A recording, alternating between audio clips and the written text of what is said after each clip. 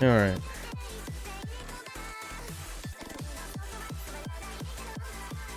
All right. We're a third the way through. Gotta strap down, push our limits. Here comes the worst feeling part, warm up.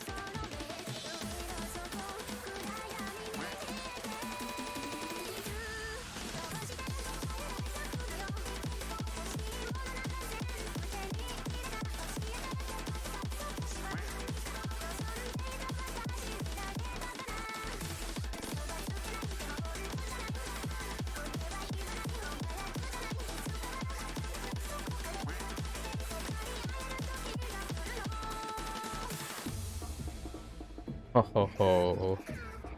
That is some rust.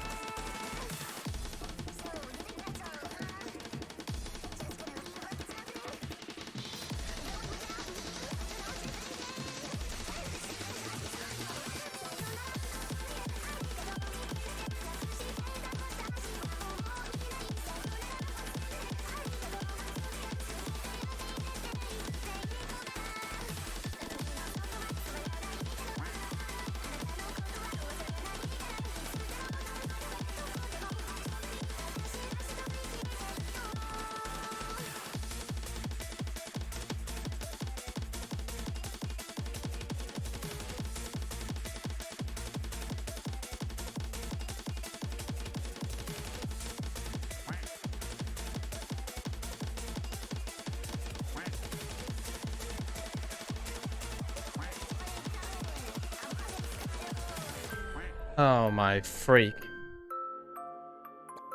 That's close enough.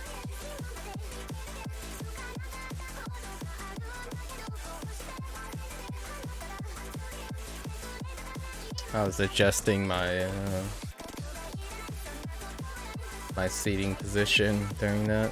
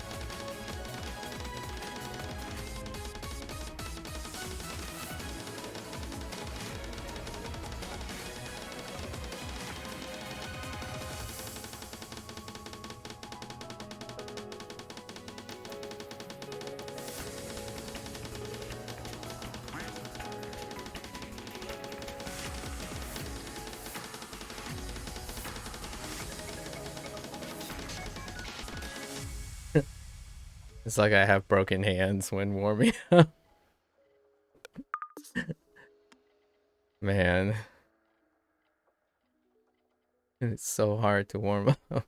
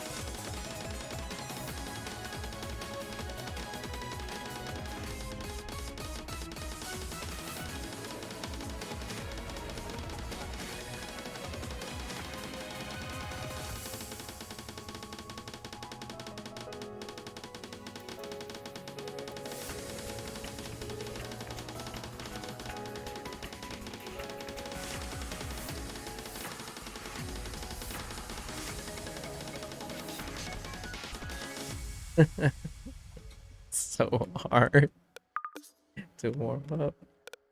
Alright. Maybe we'll move up right now.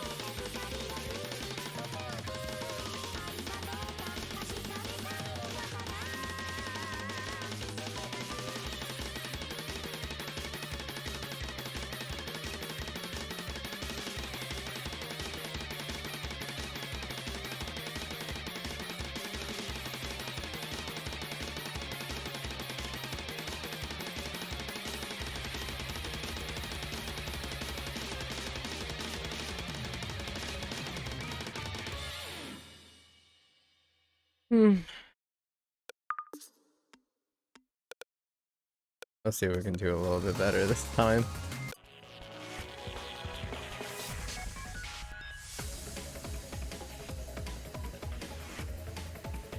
Loosen up a little.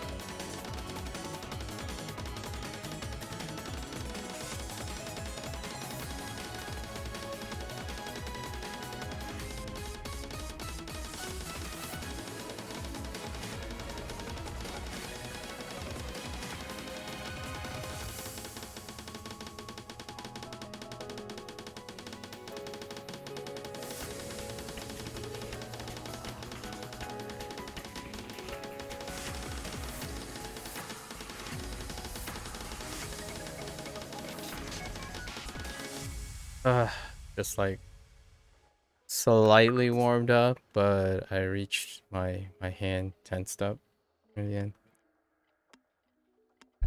Well, we're kind of close to warmed up on that.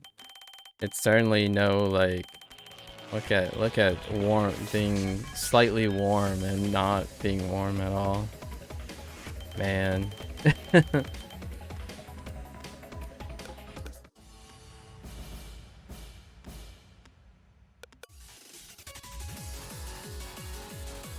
We gotta keep pushing for our warm up. It's already 20 minutes in.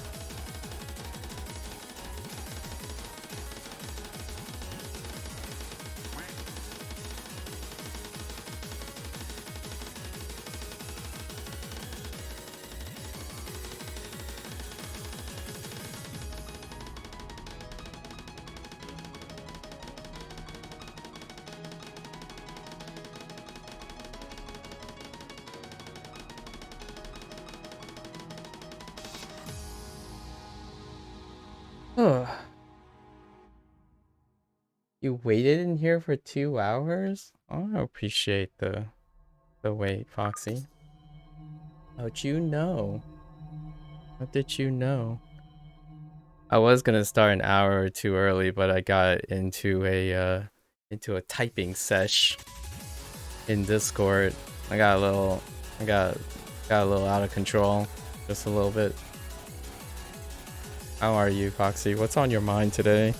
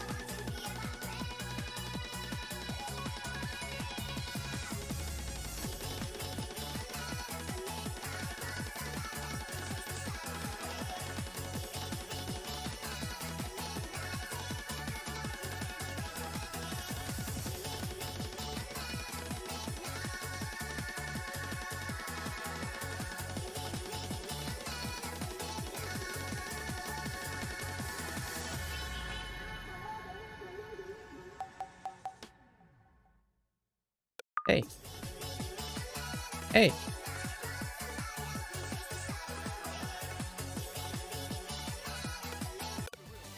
Oh, it's mirrored. It might look like it's my left hand, but it's my right hand. I mean, it might look like it's my right hand, but it's my left hand. The reason why I mirror it is because whenever you know how when someone says, yeah, it's on your right, so when I point on my right, it's gonna look like I'm pointing to the right on the screen. So I flip my camera so that it's easier when I say, oh yeah, imagine on your left, right? So I will always be pointing to my left when you'll see me pointing to the left on your screen. Not much here, just working. Oh, 2 a.m. Oh, okay.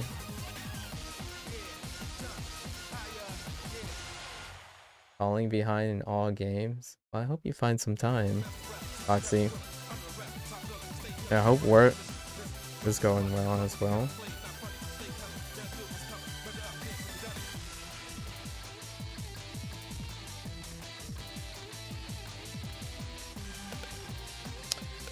We're getting there.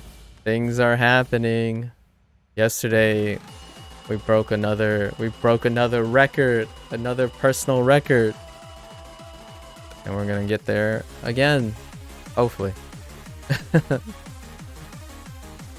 We were so close to breaking 2 records yesterday, but Sun saw me fail right on the last note. I was a little bit salty, just a little bit, but in time, these things will happen.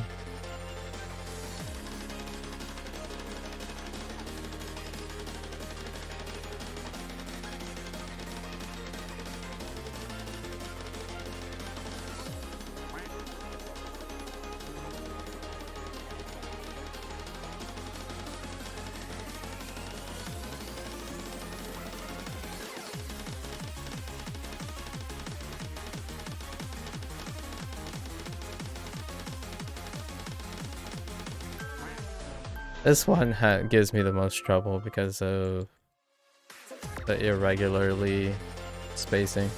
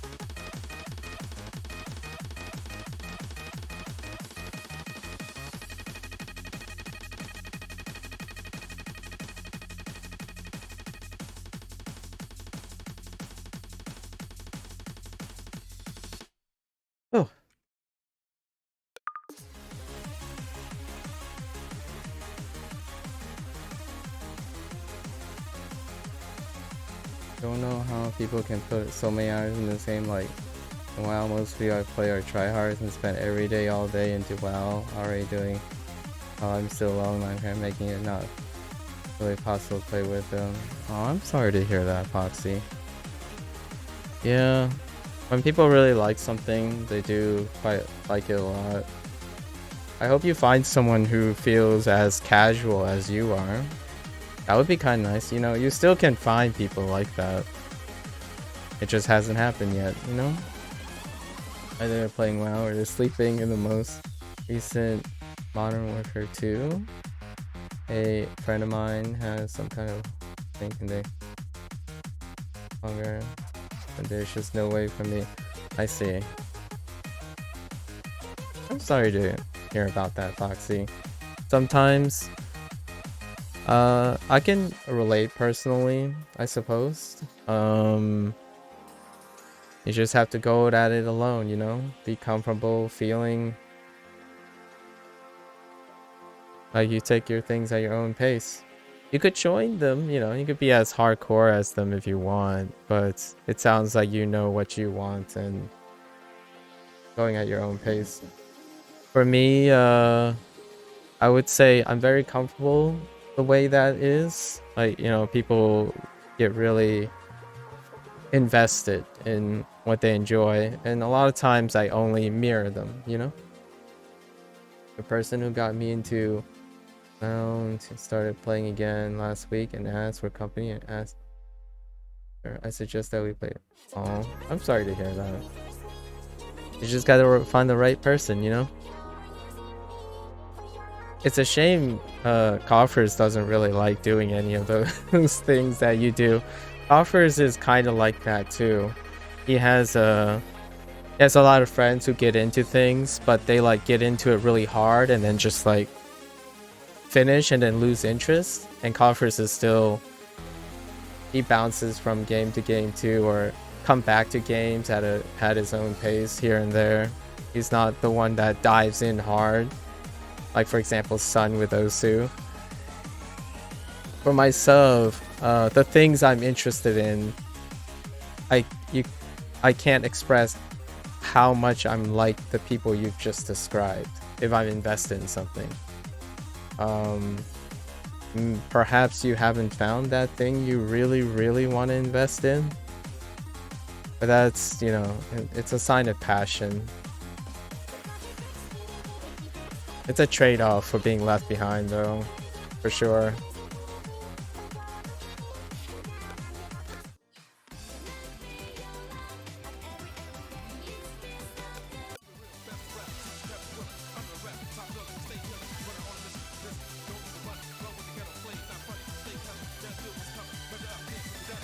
Well, so just to not confuse something, just to clarify something, one can be very passionate about something, but they don't have to love it equally. If you know what I mean. We love in very different ways. People show love in many different ways, but passion can be of varying love levels. So it's nice to love many things, right? Passion is just that step, the obsession.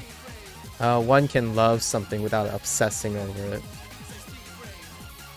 Yeah, that's unfortunate. I mean, you work, you know, Foxy? So perhaps I would say if you, at some point, there will be someone who meets at the same wavelength as you know, Foxy? Here's to hope. As long as you keep taking chances and associating with newer people, eventually you'll probably find one or two individuals that feel that way. Like for me and Eric, when we play Dark Tides, Warhammer Dark Tides, I'm, you know, he plays like once or twice a week. I play only once or twice a week with him exclusively, and I'm not encouraged to deliberately go ahead. And me, Sun, and Coffers, we play Killing Floor 2 only when we're all available. And it's been like a week since we played. Usually we try to play like once a week, but then occasionally like 3 weeks go by, so it's unfortunate, but WoW isn't that type of game where you can pick up and stop and pick up and stop. So that's also something to consider. A lot of your games are service games. They're all live service games in a sense, and they have daily upkeep. But if you start branching into like session-based games, perhaps you can find more people who like to take it slow and whatnot. Dark Tides and Killing Floor 2 are kind of similar games in the sense that you play with 2 or 3 other people, but it doesn't matter when or where or how frequently you play, generally speaking. So I like play with my longtime friends and then play with Sun and Coffers whenever we get to pick up. That was Dark Tides. Yeah, that was Dark Tides. I play with Eric whenever on Wednesdays and Sundays. Sometimes Eric is out of town on Sundays, so I just wait till Wednesday or Sunday evening. Yeah. Like his brother is really busy. Greg is really busy, so I ask every day, like, is Greg going to play? He can't. It's fine. Whenever Greg can pull up, we play. They're super busy people. I'm the guy, so from my perspective, I'm the other side where I have a lot of time. And Eric is the one that's kind of like on your side of things where he has work, he has other obligations. So for me, I'm choosing to play the game with him, right? It's nice of me, but it's also nice of him to ask. So he is the reason that I'm playing this game. So outside of him not wanting to play, I would not play either, right? So perhaps finding a game, maybe you could convince someone who feels the same way. Like, I'm playing a game because I want to play with that person. There's no other motivation. But the people you're surrounded by, they love the game first, right? The game is really important to them. So much so that they wouldn't put it down. So that's kind of hard, you know, it's hard to find common ground on that. It's not a contest, Foxy. It's not a contest who loves the game more. I'm sure all of you love the game a lot. It's just your expression of love is quite different. And passion gets in the way of that, right? Personalities, persistency, all that varies how love is being shown. And, you know, to be like a stickler, somebody can look at you on how much you love World of Warcraft. They would argue you can always make time for something you love, for example. It's kind of a rough saying, but it's just a different perspective. So hopefully you can find someone who isn't at the same wavelength that you are. Like where Coffer's son and I said we're going to get all the achievements in Killing Floor 2 at some point. It doesn't matter when. We're not in a hurry to try to do it like overnight. So whenever we find a time, we'll just hit up the game. That's pretty much what we agreed upon. So with time, you can probably find someone or some people who would agree in a similar way. It takes time though. I mean, like Coffer's son and I have known each other for over 2 years now, right? And we talk really, really frequently. Even more frequently than my long-time friends. Takes time. Patience, Foxy. I'm sorry to feel that you're a little down about that. I was like that when I was, I feel the same too. When I really like something, I kind of wish people waited for each other to experience it together, but you know, it happens.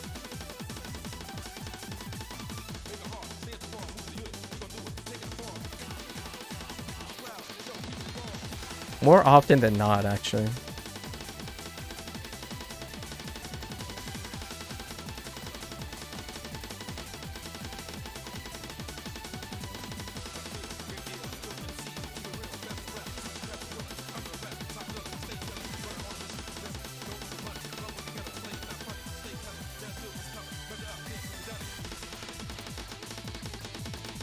Uh-oh. We're having a stamina issue.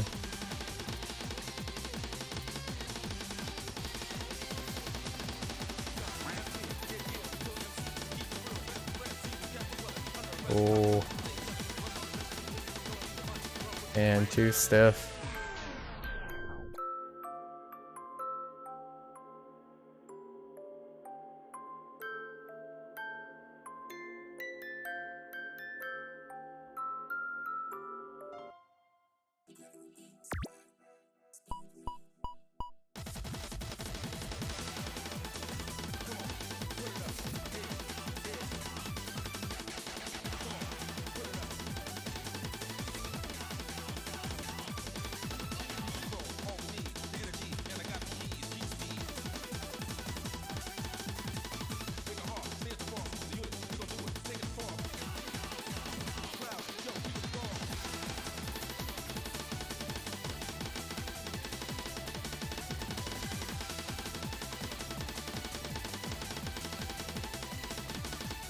Oh. We're gonna have to come back to that.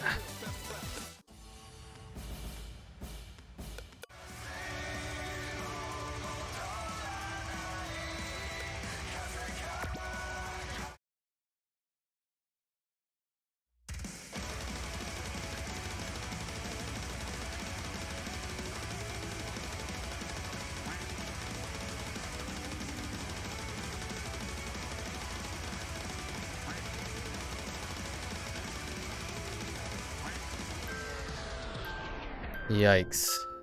Alright, gotta breathe.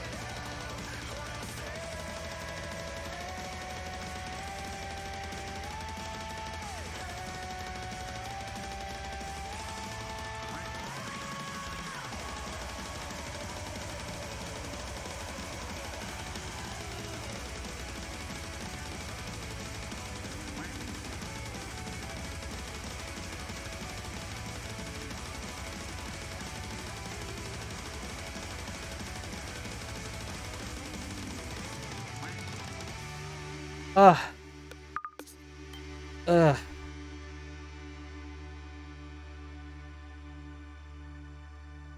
Hmm.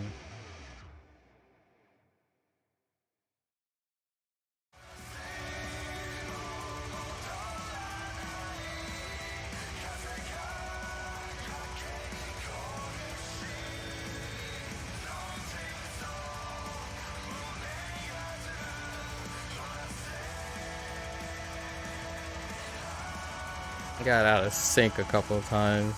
A little bit.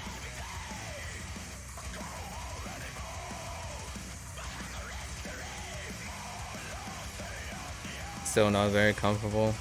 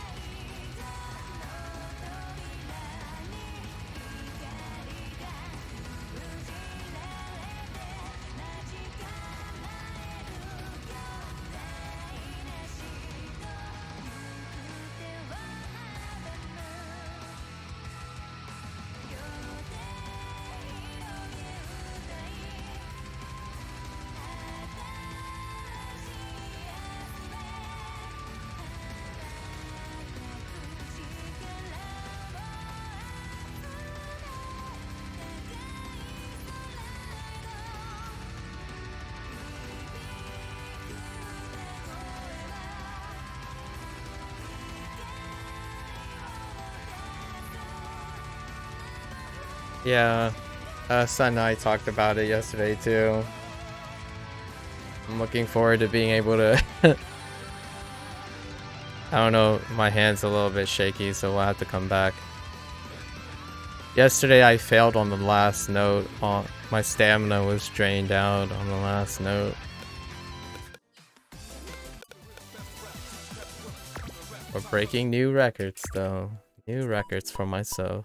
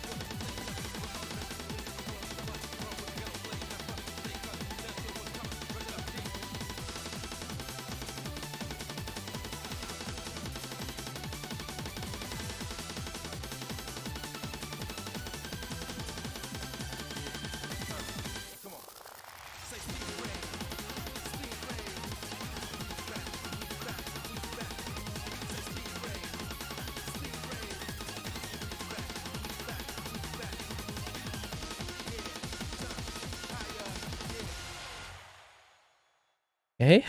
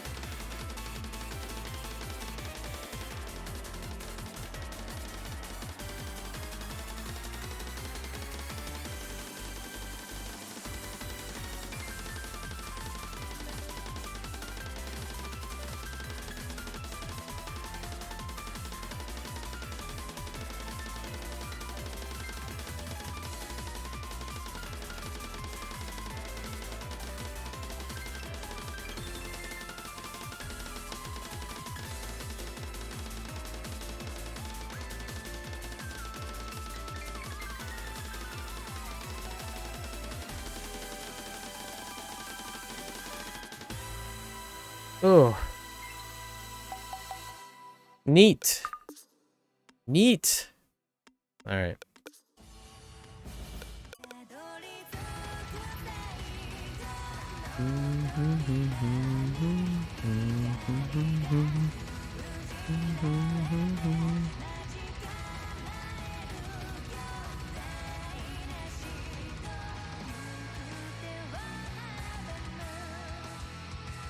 In all my 3 years of playing, I've never been this fast, so it's kind of exciting. We're in uncharted territories now.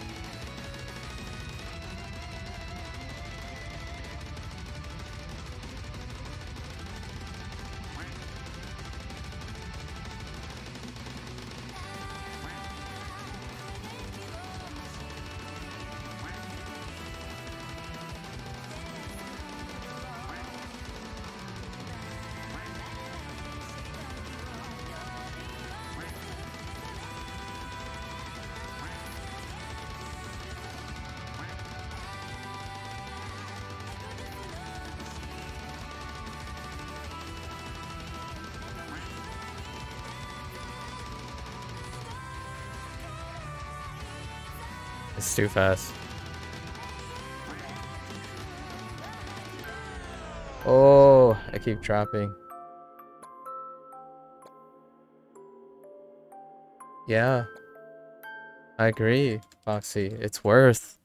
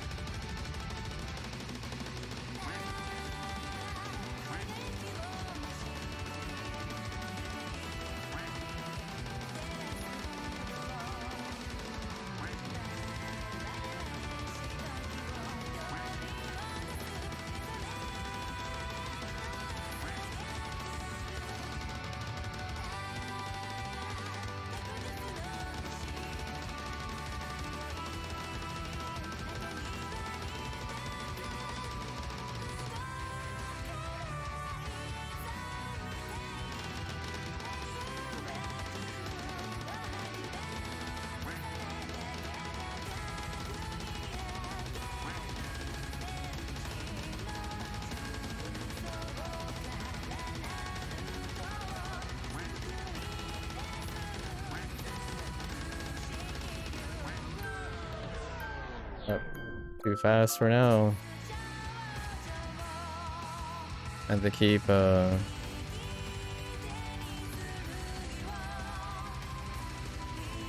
after my hand slutters, it's really hard to recover.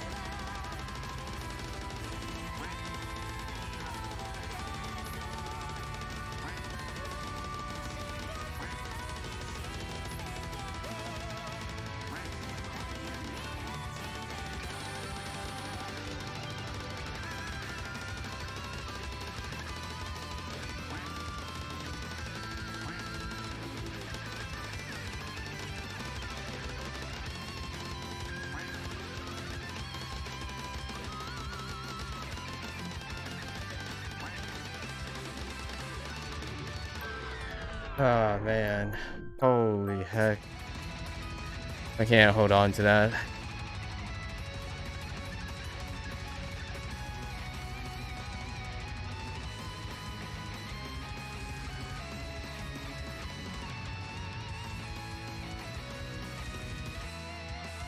Yesterday I was like tearing up. I was just holding on willpower alone at that last third. Ooh, when it stops and I have to start again, and just wanted to quit.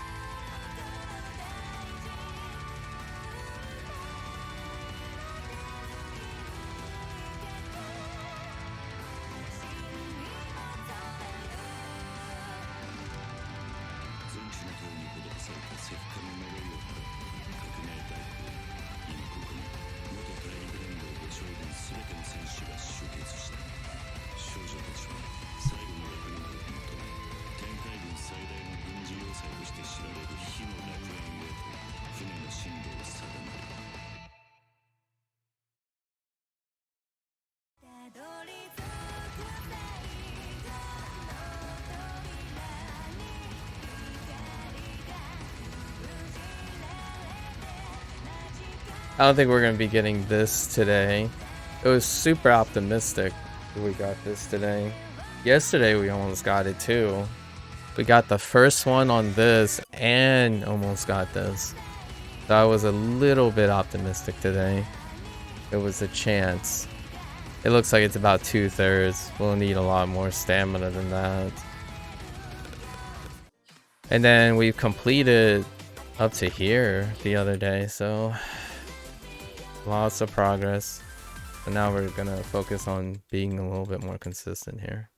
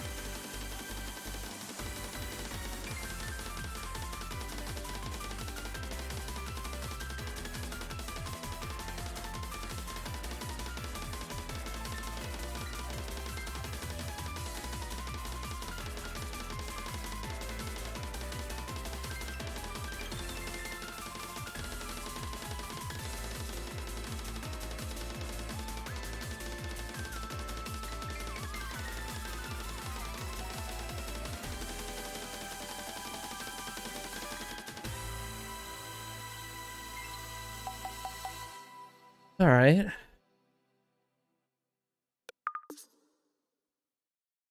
I think we can run that back. We can probably start working on this. Yesterday was a little bit of a struggle.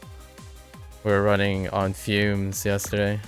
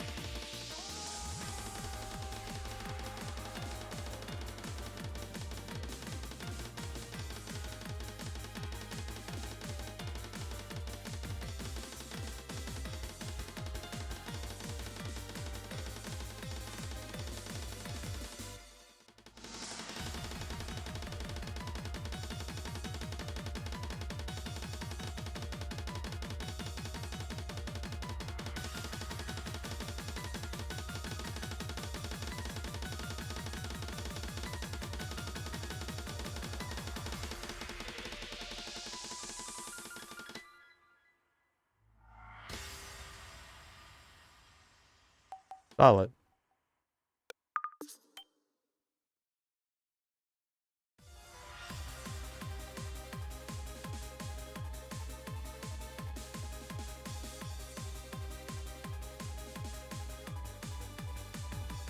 So much progress to be had. And then we had a stamina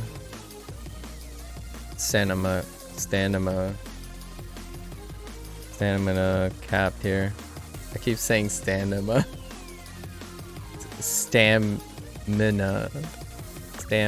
cap.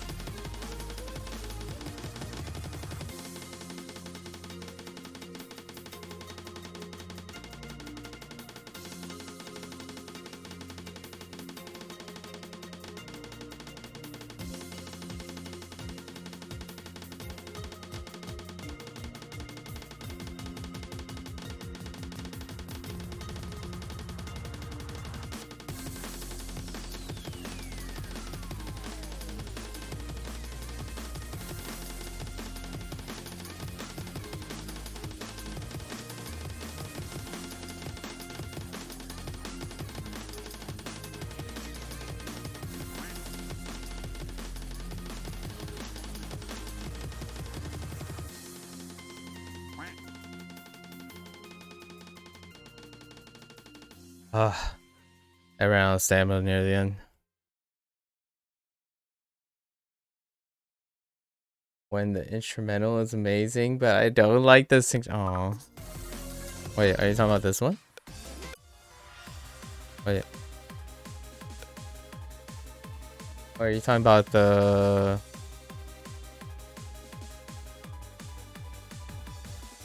Oh, random song. Oh, okay. Okay, but can I use fine in expressing my opinion? Like in this example, I find this great. Yeah. But what are you trying to say?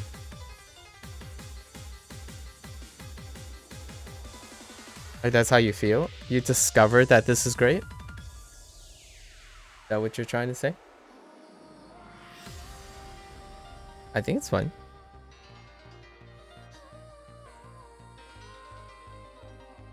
I'm trying to think of potentially any misunderstandings.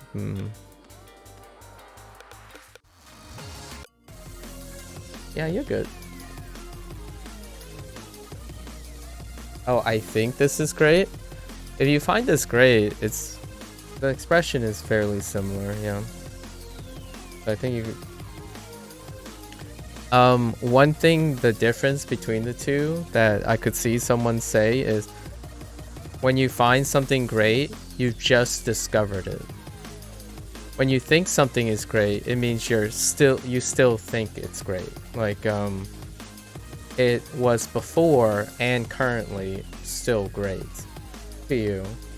But when you find something great, it means there's a chance someone might be thinking, oh, you discovered something great. Like, you just found out that this is great.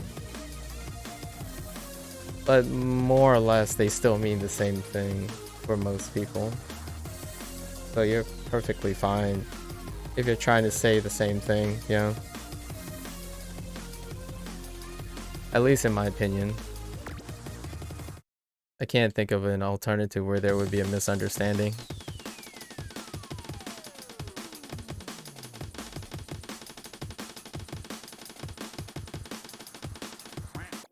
Oh, my hands are pretty tired now. One more time. Reach for the stars.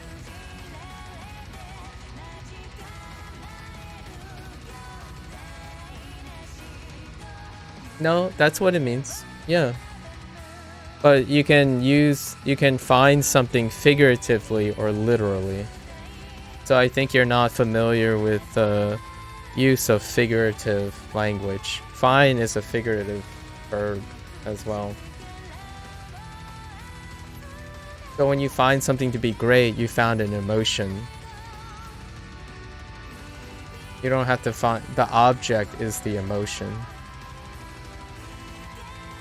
Or this is an object. So I find this, which is the object.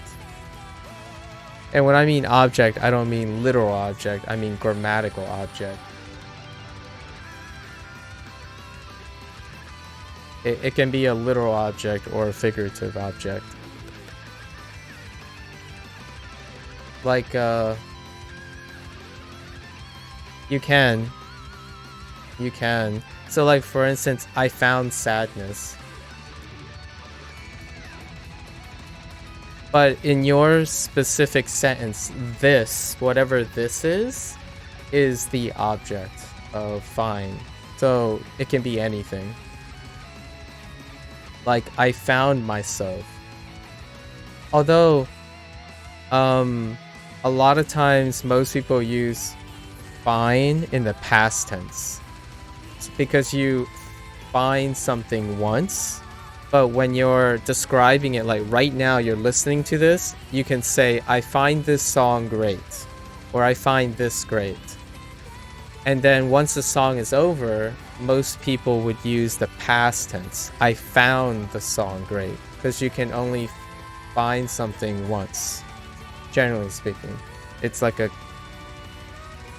you know, but when it's happening in the meantime, you can use find. I find myself confused. For example, like you could say, right now, I find myself confused. And then if I talk about what I just said, I found myself confused at the time.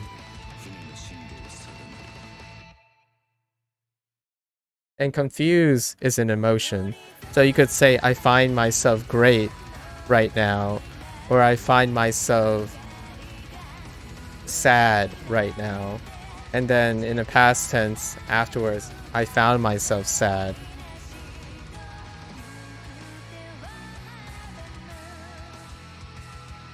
Why do you ask, by the way? Did something come up that prompted you to think about that?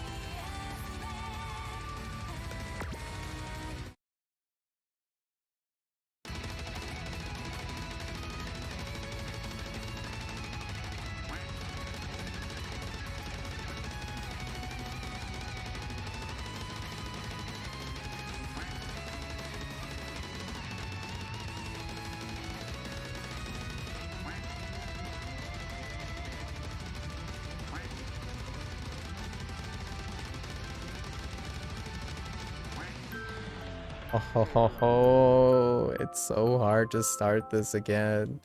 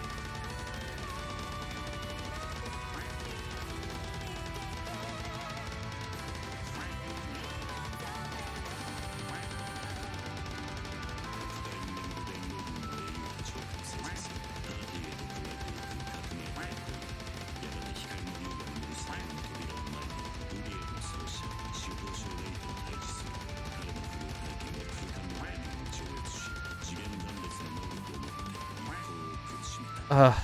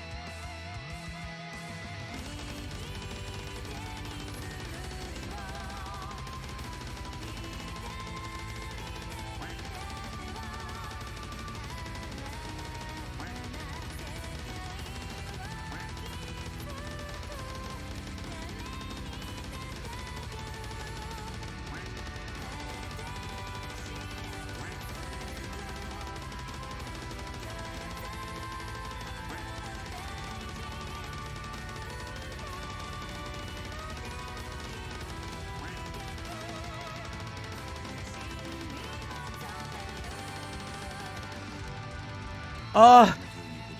Oh my gosh. Oh my freak. I didn't even know it ended. It just ends all of a sudden. Oh my gosh.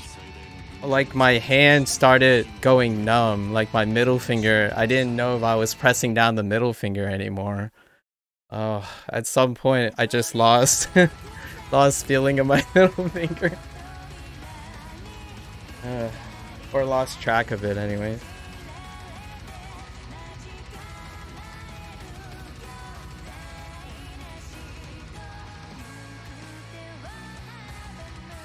Oh, it does. Wasn't sure of that. Oh, okay. Well, Foxy, I find your questions very reasonable.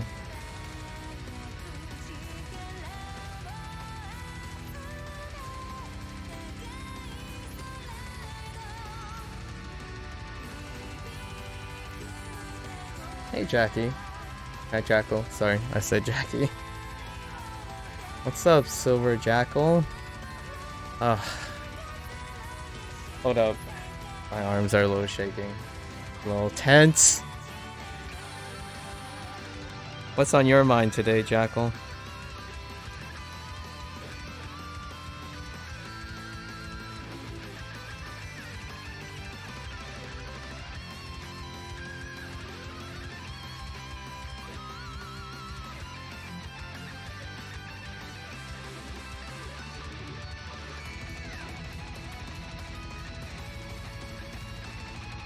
Is jackal with an AL another word? See, that's the thing about English, right? Is jackal with an AL another word? And are you going for, is jackal, I don't know what it, like, are we is that how you spell the jackal, like an animal? Oh, okay. So now what is the jackal with an LE? Is that a lowercase LE or is that a capital I? So there's also that question too. Okay, so the AL is the animal. What is the LE?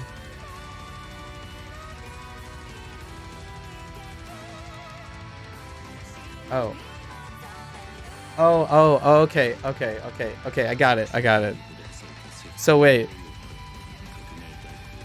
I don't know what Your son has a cold, he won't sleep, so I'm doing the night shift. Oh, okay. Well, I hope your son gets better.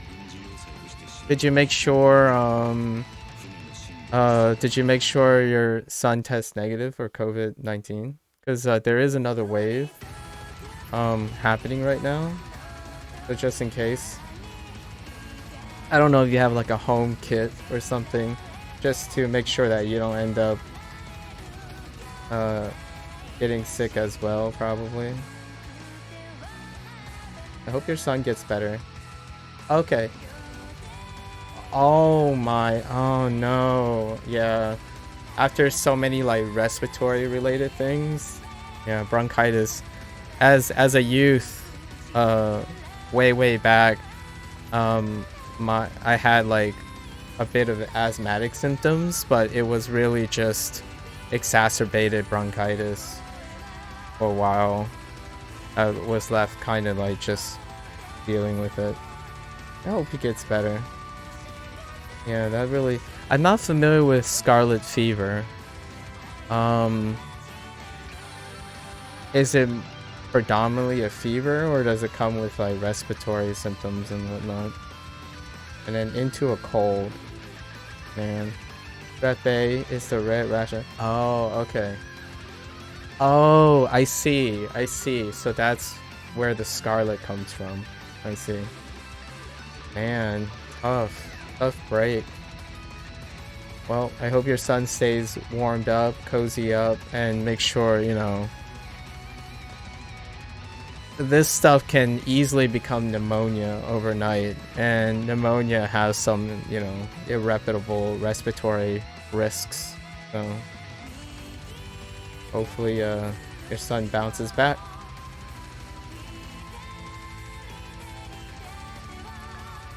And you're working the night shift right now? Like you're going to go and work night shift? Or you're currently working the night shift? That's good. He's... Oh, wow. Oh, okay, okay. Okay. Oh, no. Oh, you mean night... Oh, I got it. Well, you know, he's 10 months old. It's more like a 24-hour shift, right? The little one. You gotta be alert 24/7.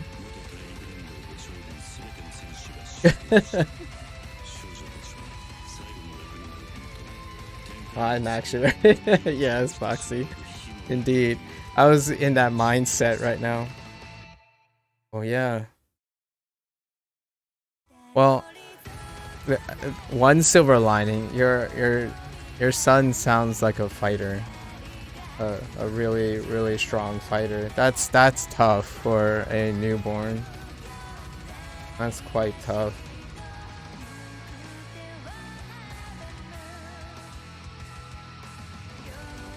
What are you doing to ease? Like, how are you feeling? I know this, generally there's a lot of strain on new parents, and often we forget to ask ourselves. I'm not a new parent, by the way, like I don't have experience, but what I understand about adult development and stages in their psychological life, typically a lot of times in these situations, sometimes the parent may forget to ask if they are okay. So are you okay? Silver, are you feeling alright? Honestly, it's really, we don't have any time to show each other. Yeah. Okay. I hope you hang in there. It's the, like, through adult development, the firstborn child, new parenthood, it's like, when it comes to, you know, quality of life and satisfaction and stuff, it's the hump. It's like the big one. It's the big dip. But solidarity, like strength and stuff, if you overcome that initial dip with all the concerns and stress of a newborn, generally those, you know, families that make it past it is all the more strong for it. Classically. Nowadays modern couples might be a little different, but yeah. Other parents are the most damaging and constantly downplay the difficulty, saying, oh, it only gets... Yeah, that's a funny thing about perspective. I'm not, you know, I'm not a parent, but when it comes to analyzing survey large population statistics on like marital satisfaction, familial satisfaction across, the firstborn child is largely the biggest dip outside, you know, death, right? The untimely death of a loved one can be really far down, but it is generally speaking, when people say it's a lot harder, they're referring to the reward that came afterwards. And when you do retrospection on hard times, they tend to be removed from their initial emotions. It's kind of a human protective behavior. You know what I mean? Like, oh yeah, it was miserable. That day was absolutely miserable, but now you're reflecting on it. It's like, it wasn't that bad. Because you can know humans have incomplete memories of their emotions, so they tend to be able to rationalize and even quote-unquote downplay the hardships. But it is quite a hard time, and sometimes parents lose sight of their own mental health during that time, to the point where they might be also resistant to having help from outside. It's a tough time, and it's a very respectable time. In fact, I've contemplated about parenthood for a while now. And I'm thinking in the near future at some point. Honestly, it's nice to get some validation every now and then when you struggle. It is. It's just, you know, like, it's very human condition to accompany misery with something greater so that it seems lessened, which that just means you're piling suck on more suck. But instead of just actualizing, it's a struggle now. Like, it's not about tomorrow. It's a little bit less about yesterday. It's more about today. And I hope your day-to-day is becoming more manageable. I think it's unreasonable to say, I hope your days are getting better or worse, because I can't anticipate the future, but I hope to you, yourself, as a person and a new parent, it becomes more manageable over time. So whether it gets worse or not, you find it, you have the ability and capacity to manage all of that. Because that sounds, what you described about your 10-month-old is uncommon. It's very uncommon, and it's very unfortunate. Yeah. What are you doing right now to, I imagine your son's asleep. What do you do now to try to, like, elevate yourself a bit, or stay strong for your little one? I'm curious. I'm a prospective parent, so like I do want to become a parent at some point, and it's fun here. It's interesting and very endearing to hear stories of new parents. When you ask parents who already have grown children and whatnot, the reflection is a little different than being in the moment. If I had to be honest about that. So it's kind of interesting. I try to do at least one thing from my hobbies every night before I sleep. I hate ending the day feeling no sense of... Oh, okay. Fair. That's solid. What are you currently doing?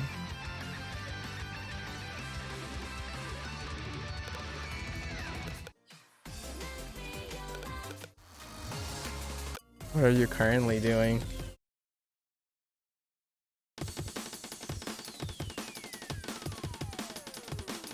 I know a parent who collected circus glass. One of my best friends' mother collects circus glass.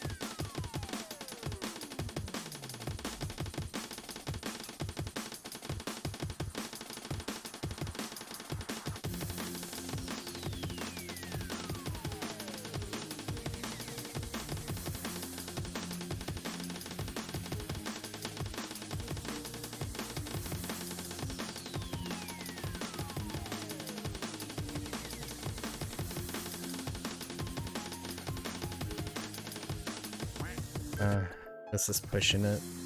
I'll have to settle on like doing something like this. Every second Sunday, my friends and I play. Oh, interesting. Battlefleet Gothic. That doesn't happen to be related to a 40K Games Workshop property, does it?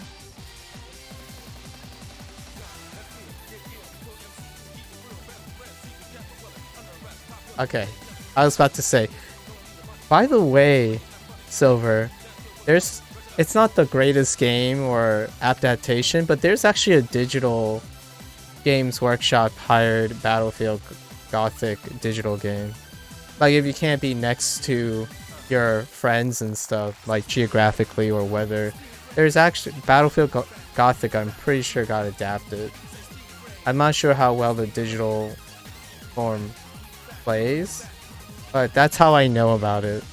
I wasn't aware it was a tabletop game prior, but that's how I remembered, because I remember the cover, the thumbnail of Battlefleet Gothic.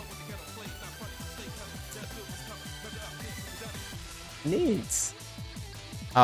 It's kind of fun hearing parents that do tabletop nights, game nights.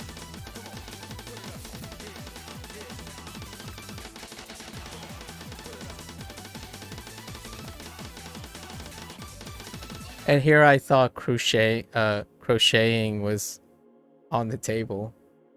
I actually find it very I could one time I was visiting someone else's parents' place, and their mother was just there, like, you know, uh, putting something together, and I just stared at it, like the way like the process was done. And I'm like, oh, okay, it's so fascinating.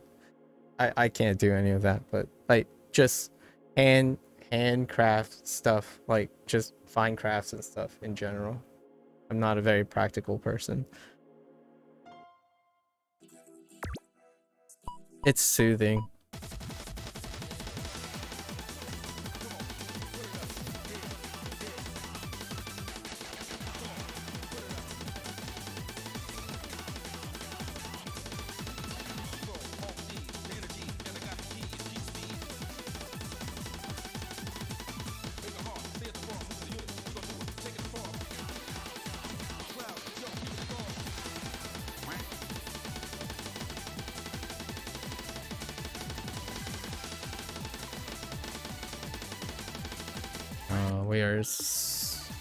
We're so exhausted now. Let's go back down to something we can do. Ugh.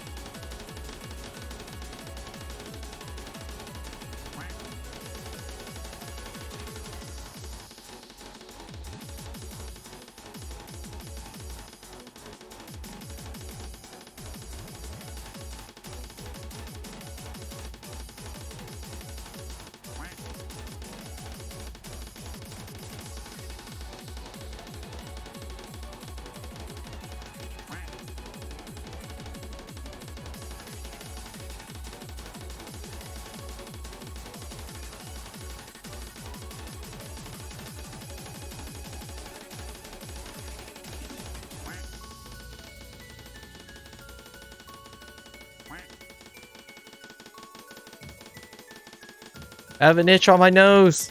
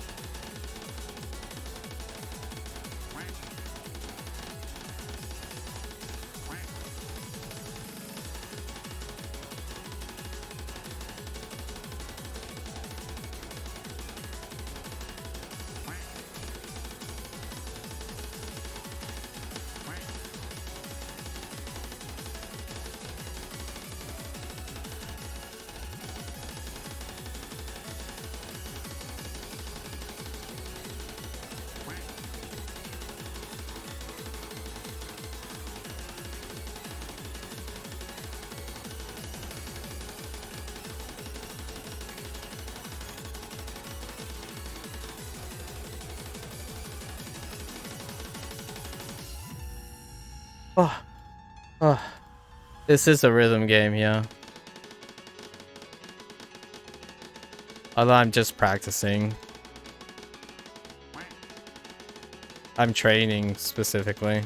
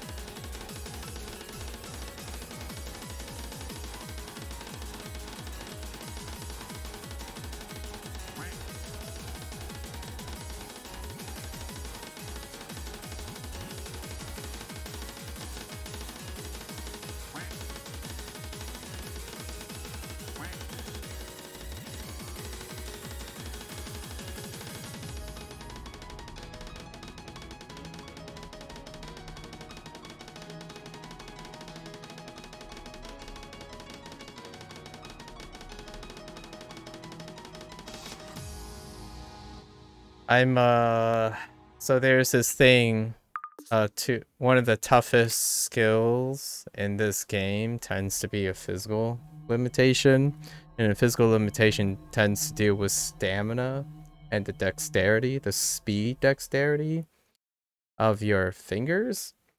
And these are just drills that I'm doing. So consider it like trying to build up your mile time when you're running. I'm basically spending an hour or two every day just strictly structured training for overcoming my plateau in how fat the dexterity in my fingers are going. It sounds a little hardcore, but it's very relaxing. Relaxing in the sense that I'm only focusing on one thing to do. It can happen. It can happen. But for myself, I'm a very,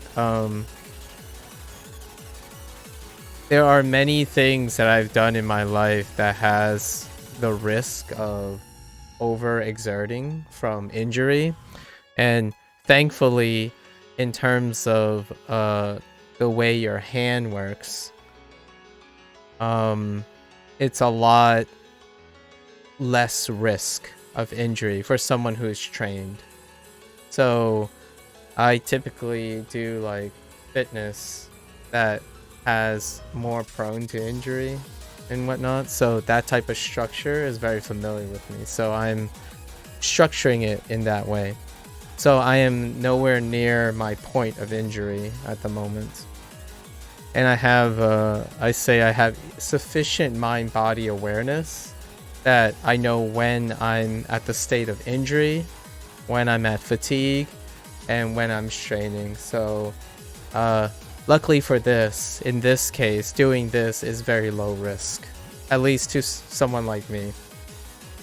It is definitely not low risk for kids who play this game, and their first form of strenuous physical movement is this game. And it is not to take it lightly. There have been many cases of RSI happening to very, very strong, you could even say talented and skilled kids who play this game at an extreme level, well beyond my comprehension and my age and my app. However, they did encounter RSI because, well, you have to put in their perspective. These are kids who, from the age of like 13 until now, played this game. In their form of physical fitness, they haven't really developed that mind-body connection yet. So it's not like they go outside and try to run a marathon or try to do pull-ups, push-ups. In that way, you can kind of establish where your limit is. So I can at least identify when I'm injuring myself and when I'm just exhausting myself, which is to push progressive overload to make myself stronger in a safe stepwise manner. So that's what I'm doing right now. Today is the 10th day in a row that I've been working on this, and songs are, you know, rated by how fast they are by BPM. So day one, I started here.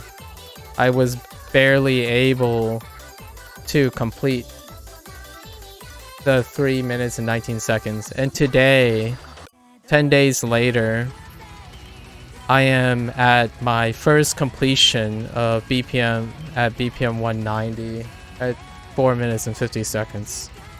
And it's well within my range of like fatigue and whatnot. So since I've already accomplished today's task, I'm now exhausting my stamina. So it's kind of similar to when you burn out.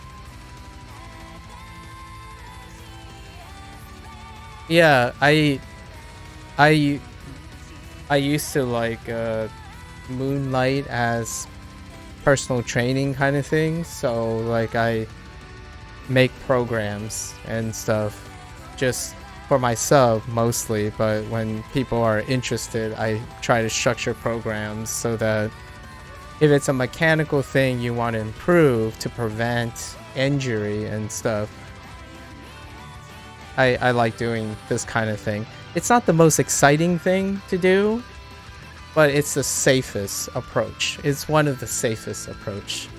So when I know where my goal is, I know where my task is, I know my limits, right? My close potential limits, and you have to exercise restraint from there. When you're playing video games and rhythm, restraint is not typically the word you would use to cap someone's experience. Generally speaking, they would play until they're satiated. But this game does have a habit of, if you play too much, not having proper rest will incur injuries on your wrists and your hands. And that has happened fairly frequently among youth in this game. This game's population is largely, they're still the predominantly teenagers. I'm 35, so even before I got introduced to this game, which I've only played for 3 years on and off, I've had like decades of physical training. Like I practiced Taekwondo for 4 years. Like I've had many other ways that I've trained myself to know when I'm injuring myself. In that way, you can train yourself to do that too, if it interests you, obviously. Hand-eye coordination is a skill that's very transcribable, you know, like it can be translatable.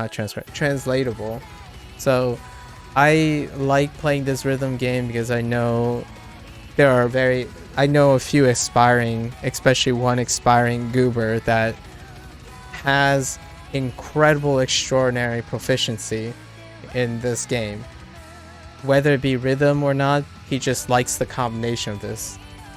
He could be a great musician too, but that's not his interest. But it's nice, and I like to keep up with it as well as a reflection of his passion. But yeah, kids, very, very sturdy, but I worked up to this. Like, it's fun. I enjoy it because it helps me with my hand-eye coordination. We use a pen, by the way, to guide the cursor. And I do artwork with this same tablet and pen. So, kind of getting the feel. There are other skills you can do that comes with the mechanical benefits, I guess. You can utilize some of the mechanical skills you get from this to aid in other creative arts and whatnot. It's not what the kids are playing this game for, like, you know. Yeah, it's worth mentioning that you can choose to use a mouse if you want, but I specifically reserved mouse for mouse action for other things that are a little bit more related to my. So I use a pen, which a vast majority of players do use a pen, but this translates directly to my artwork, my digital artwork. The spacing, the sensitivity stays the same. So when I'm seeing this screen and this cursor, it kind of translates to how I'm doing artwork in general. You can utilize a lot of these. The idea is, this is someone, I was just watching this YouTube video about someone reviewing a book. This expert, or this person who's writing the author of the book, used this phrase that I'm gonna start using now. I think it's called it's like capital skills, or skill capital. That might not be it. I just saw it, but what it's really emphasizing is when you develop skills, and the value of that skill is dependent on its utility. So a lot of times I do these things, it might seem trivial just for this game, but I can envision myself expanding that skill, how applicable it is to other things. So a lot of times what I'm doing here is working on my skills on generating a program, a physical program, and I'm practicing these skills over time.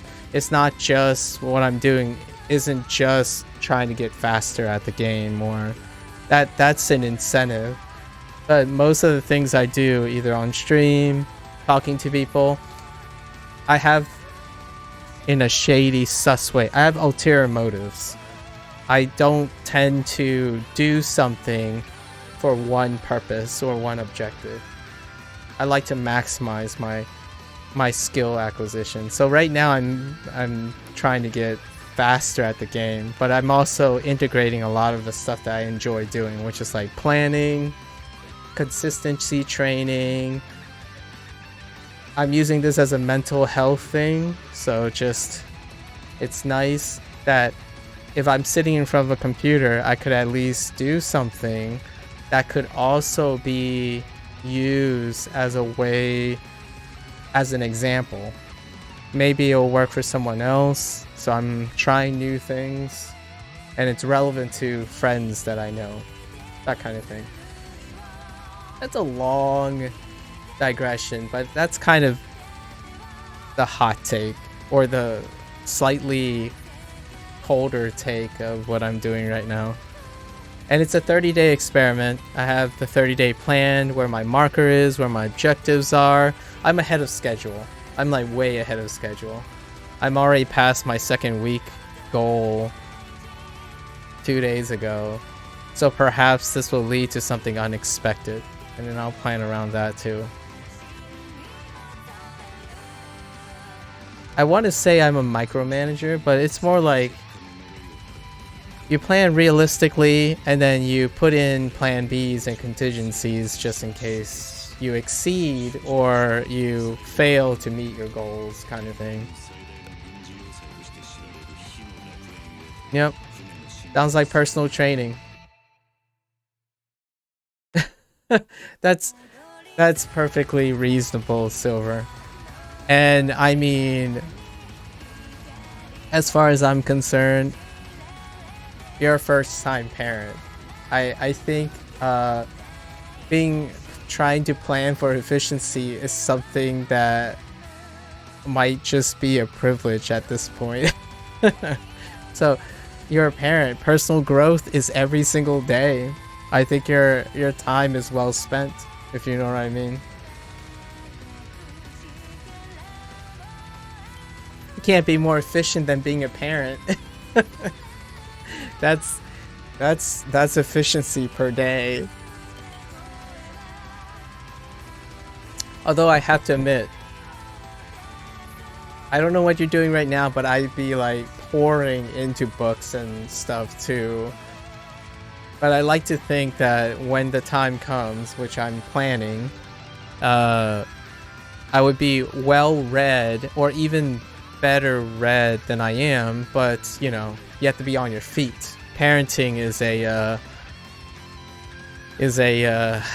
balance on a ball with a pin on your bowling pin on your head while juggling chainsaw kind of task. And perhaps someone will occasionally throw a torch at you every once in a while, you know? So if there's any personal growth, you got in spades. You actually went a bit mad with prep when we got pregnant. Parent styles, what we aim. Ah, okay. How did that turn out? Did you find anything that was comforting or useful, or maybe some realization of things that aren't applicable and whatnot? Like, give me a slight hot take on something funny, maybe.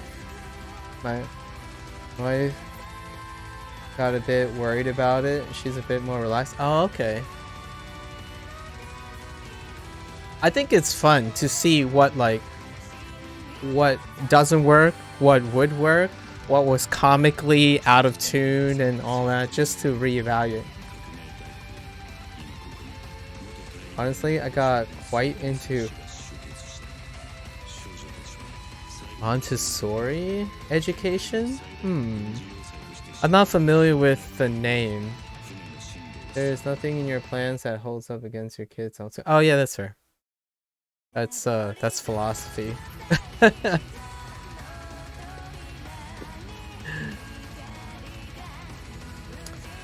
Well, it sounds like you know what you're doing though.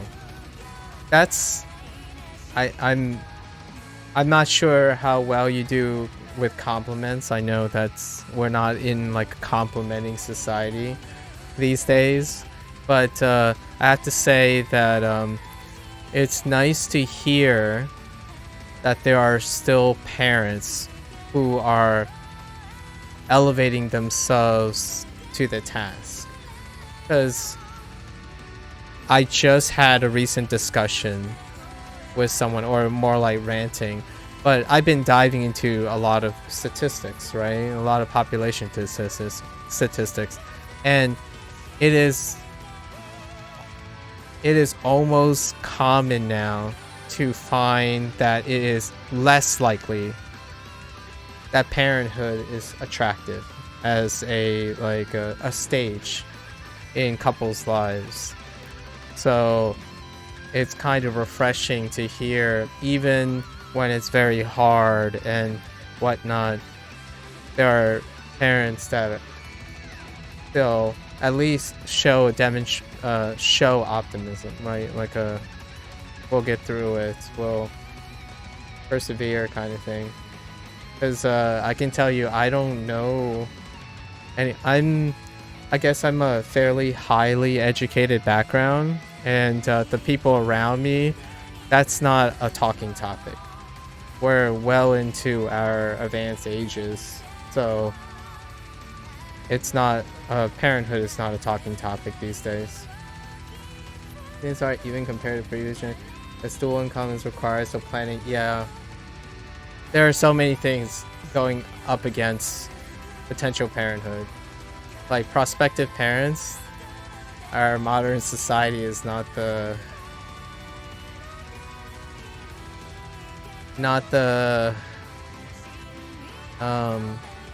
positive reinforcement that it once was when it comes to parenthood.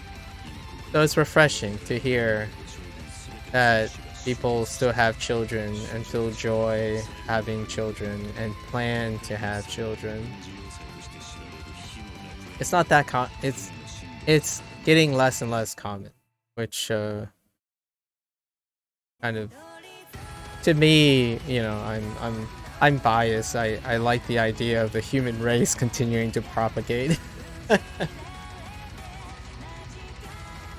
Yes, there's that whole overpopulation issue. I get it, but there are really well documented isolated situations where that's not happening. Marry, house kids, but only just we completed on the house, you know. Classical. So here's the thing. I know this sounds to jumping the gun.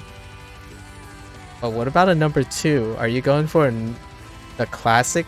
What about a nuclear family unit? Is there a second?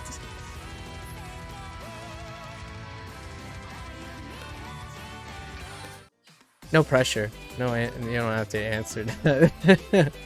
But you know what I mean. Get that classic sibling interaction. I have a sister. She was 2 months early. So my sister and I are, you know, for 3 months of the year we are the same age. So my parents are my family is the classical nuclear family unit. 2 children, a daughter and a son, and the original biological parents. Oh man, I really wanted to avoid an only child, but we'll see how my... Oh, yeah, that's fair. Yeah, it is a cool decision. That's a really great response.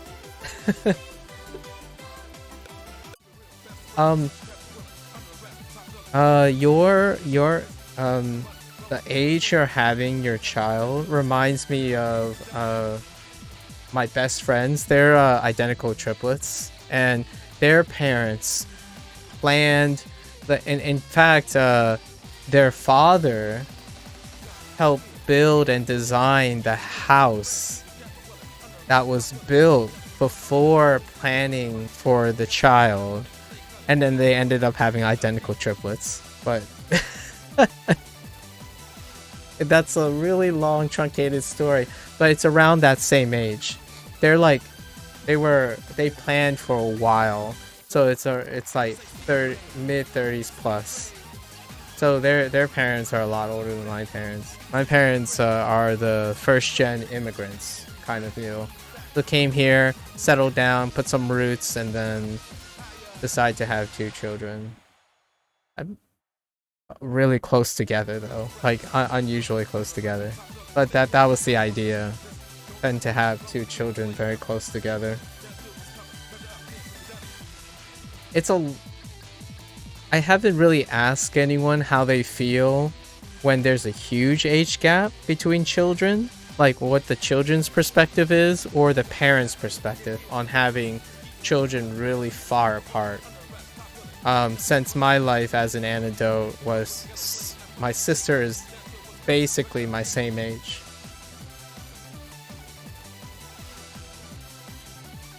For 4 years, but for a while we were worried we couldn't have. Oh yeah. Oh, okay. That's nice. I don't. I actually. That's a deep cut because I actually have that fear too, because I don't know. It's difficult, that uncertainty about having children when you didn't ever have a children, right? You know, so have a child. Yeah, I can't move my hands anymore, so we're just gonna probably cool down from here on out. Let's just cool down.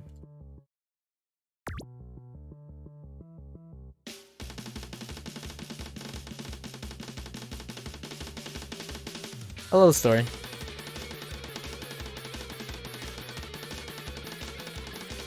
We reach our goal today, so we're just gonna cool down now.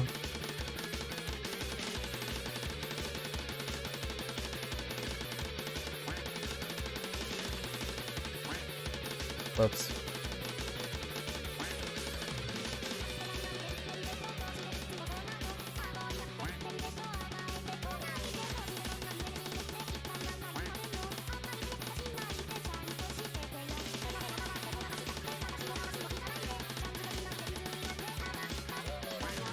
What's on your mind, story?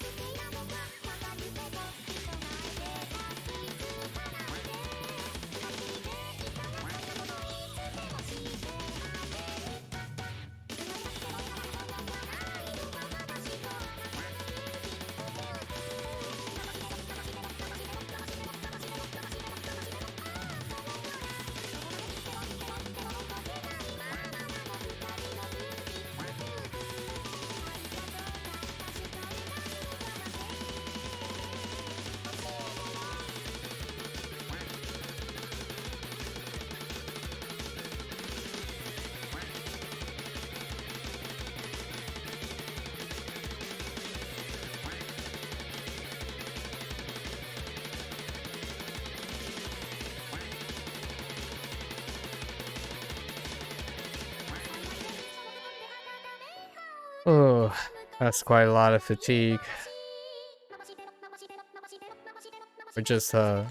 We're emptying our stamina for the day.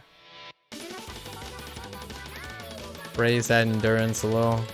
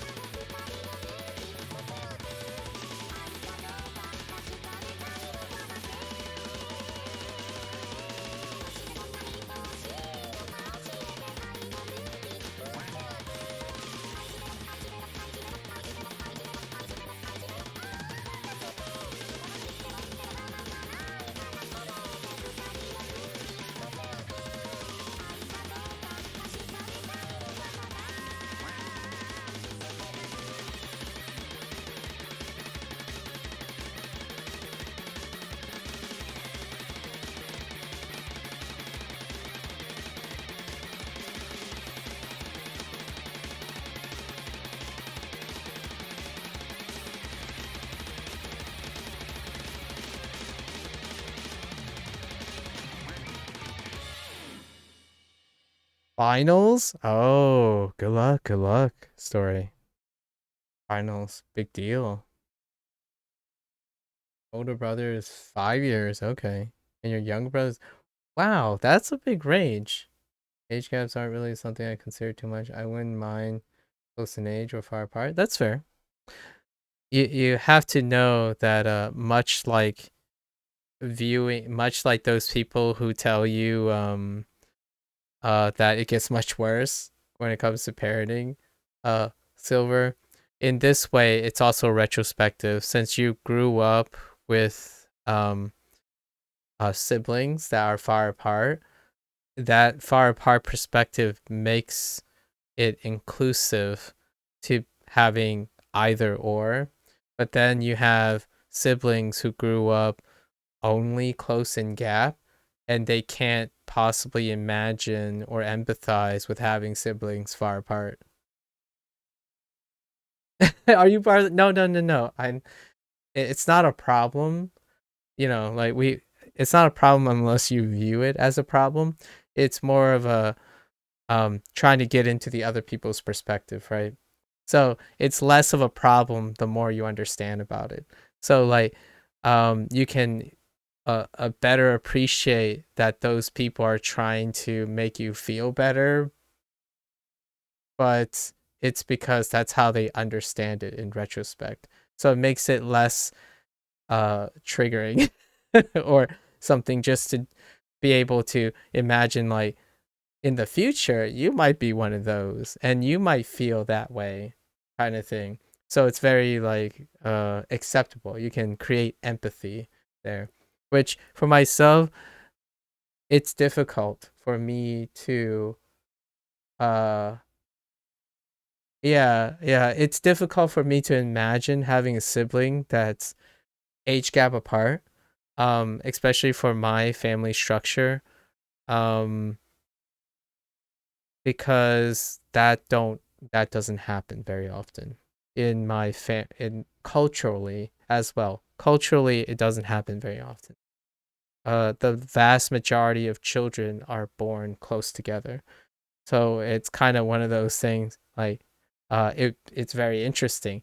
Actually, your story and your relationship with your siblings are probably going to be far more fascinating to me since I live in a culturally enriched background that emphasizes having siblings close together. It's very non-traditional to have siblings far apart.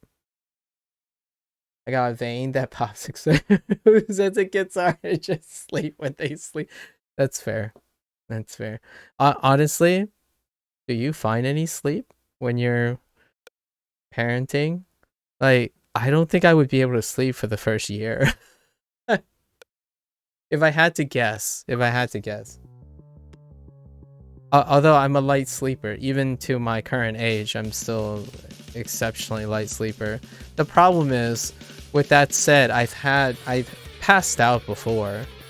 What I mean by passed out, I mean I've slept leaning against walls before.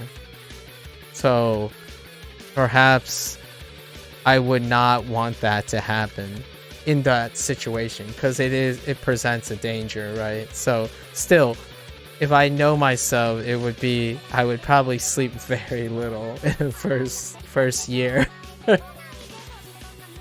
Like even far less than I sleep now. For real, that's why I see. Coffee.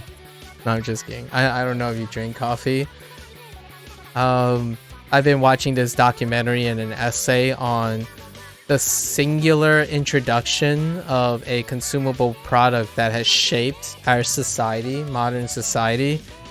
And among the top like 10, coffee is one of them. I'm not a coffee drinker, but I can appreciate how it like ushered in and characterizes the modern society globally. So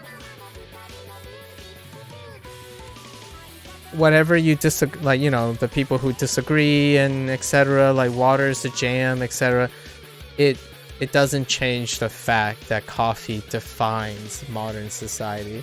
So I made that joke, but it is under the assumption that you probably drink coffee at some point, or at least some caffeinated thing to help you, you know, stay up to task for parenting, you know?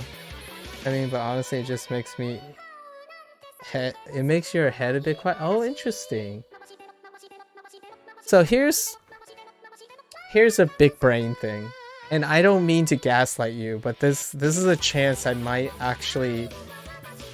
Don't take this like one for one. When you drink coffee, right? So take it, I'll share a personal anecdote. When things are racing in your mind, right? Like you just have so much going on. When you drink coffee, the stimulant tends to help you focus. So if your mind is scrambling and the caffeine stimulates you, it actually increases your attentiveness, which quiets your mind. So without saying too much, the caffeine doesn't calm you down. It stimulates you to become more focused. And that focus can lead to a quieter mind because it's less... But the only reason I'm saying that is that's coming from a perspective of someone who is very wired. I'm extremely wired, and sometimes how we interpret stimulants is that you get more chaos, right? But there are circumstances where your biology, the way you interpret biology, caffeine will stimulate you. Caffeine doesn't do anything else. It doesn't randomly become a depressant in the body. But the way our upper frontal cortex works, our neurology works, it can feel like it quieted something, but it's still stimulating your body. Like the actual biochemical metabolism part of that will stimulate your body, but the results can differ. And a lot of times I like to say this example because it can help people understand why it's not confusing. Like when you get stimulated and you're very distracted, like a deficit in attention all of a sudden due to a lot of circumstances and anxiety and stuff, having a stimulant could hyper focus someone, and then everything becomes so straight and narrow and organized. It doesn't mean the caffeine did something that it wasn't supposed to biologically, because it's very well documented that caffeine will stimulate you. But it could create a calming effect, like a calming feeling. Just your body is still going up. Like it's kind of like alcohol. You know, when people say drinking alcohol is like, oh, I get sleepy, I get excited, or some people claim like, oh, I get hyped when I get drunk. It's like, well, you feel hype. The alcohol is a depressant, so it doesn't change the properties of what the alcohol does, but your perception can change. So when you get really hyped, it doesn't mean that alcohol is stimulating you. It's a depressant. But you got hyped because it depressed something else that allow you to be more... So like a depressant can lower inhibitions. When your inhibitions are lowered, you can seem more active because you have no longer inhibitions. But the alcohol isn't stimulating your activity, your heightened activity. It's actually reducing something biologically. There's no magic alcohol that does something different kind of thing, just to make sense of everything. Yeah, it's kind of like a cause and effect, right? Alcohol and caffeine has multiple steps, but if you ever seen, I know not everyone likes scientific pathways or like messaging pathways, but you can, in science it gets a little complicated when you see those charts, but imagine something in your body makes you tired. If you inhibit, if you drink something that inhibits that thing that makes you tired, it's a double negative. It makes you excited because it inhibits the thing that makes you tired. So when you think of alcohol making you more excited when you're drunk, it's because it's probably inhibiting something that already makes you less excitable. So it stops something that's making you less excitable, which makes you excitable. It's like it's not something, right? Which makes it is. That's kind of like how signaling pathways work. But like A inhibits B, right? Which inhibits C.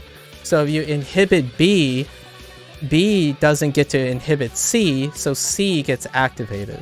So it's kind of like that when it comes to caffeine too. Why some people, when they drink caffeine, they seem to get more relaxed.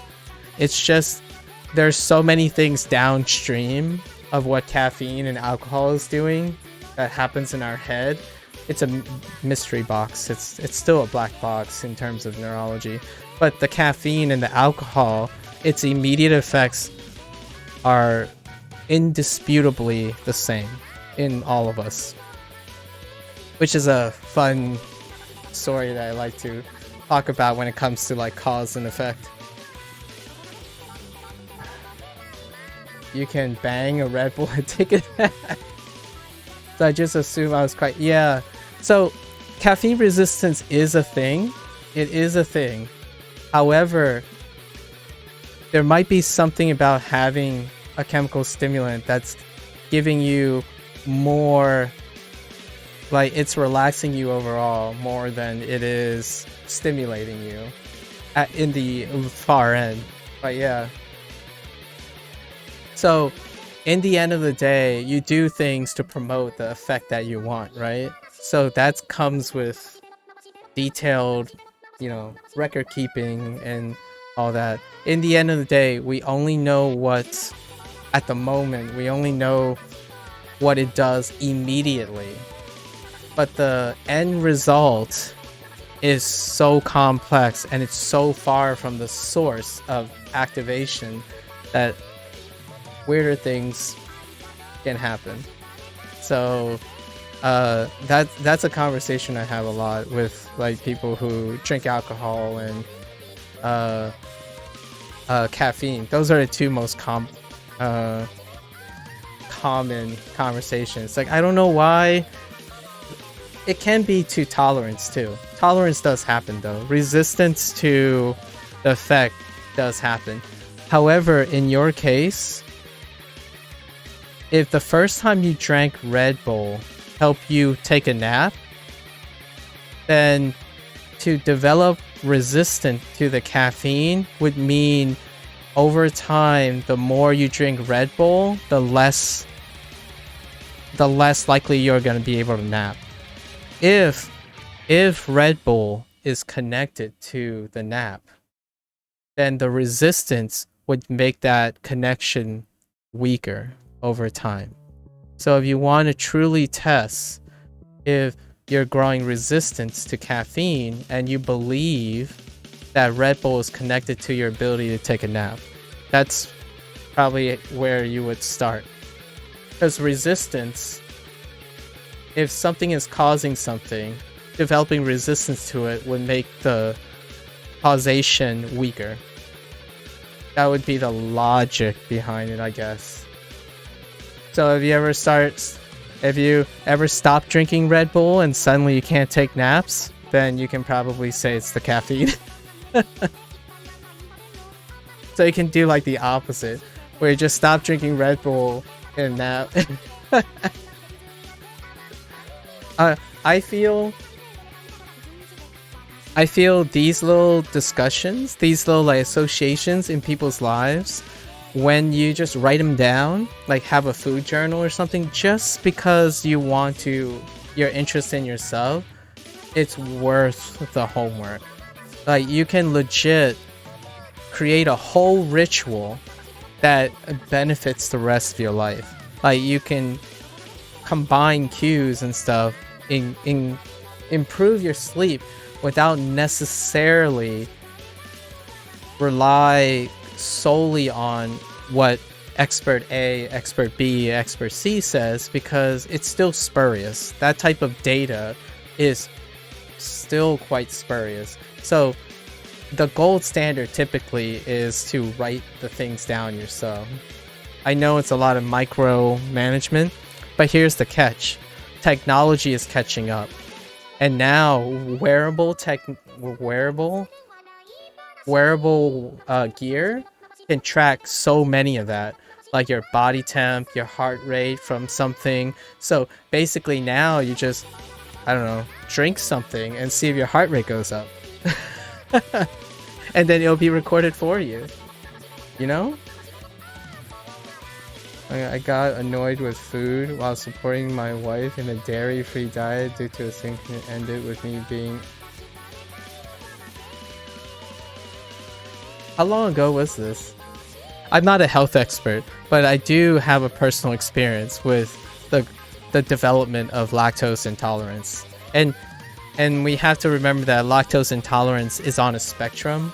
So like you can have different degrees of intolerance. It's more like, yeah, it's more like lactose tolerance. Bear with me here. I don't particularly like the term lactose intolerant because it would mean you're just either you're intolerant or you're not.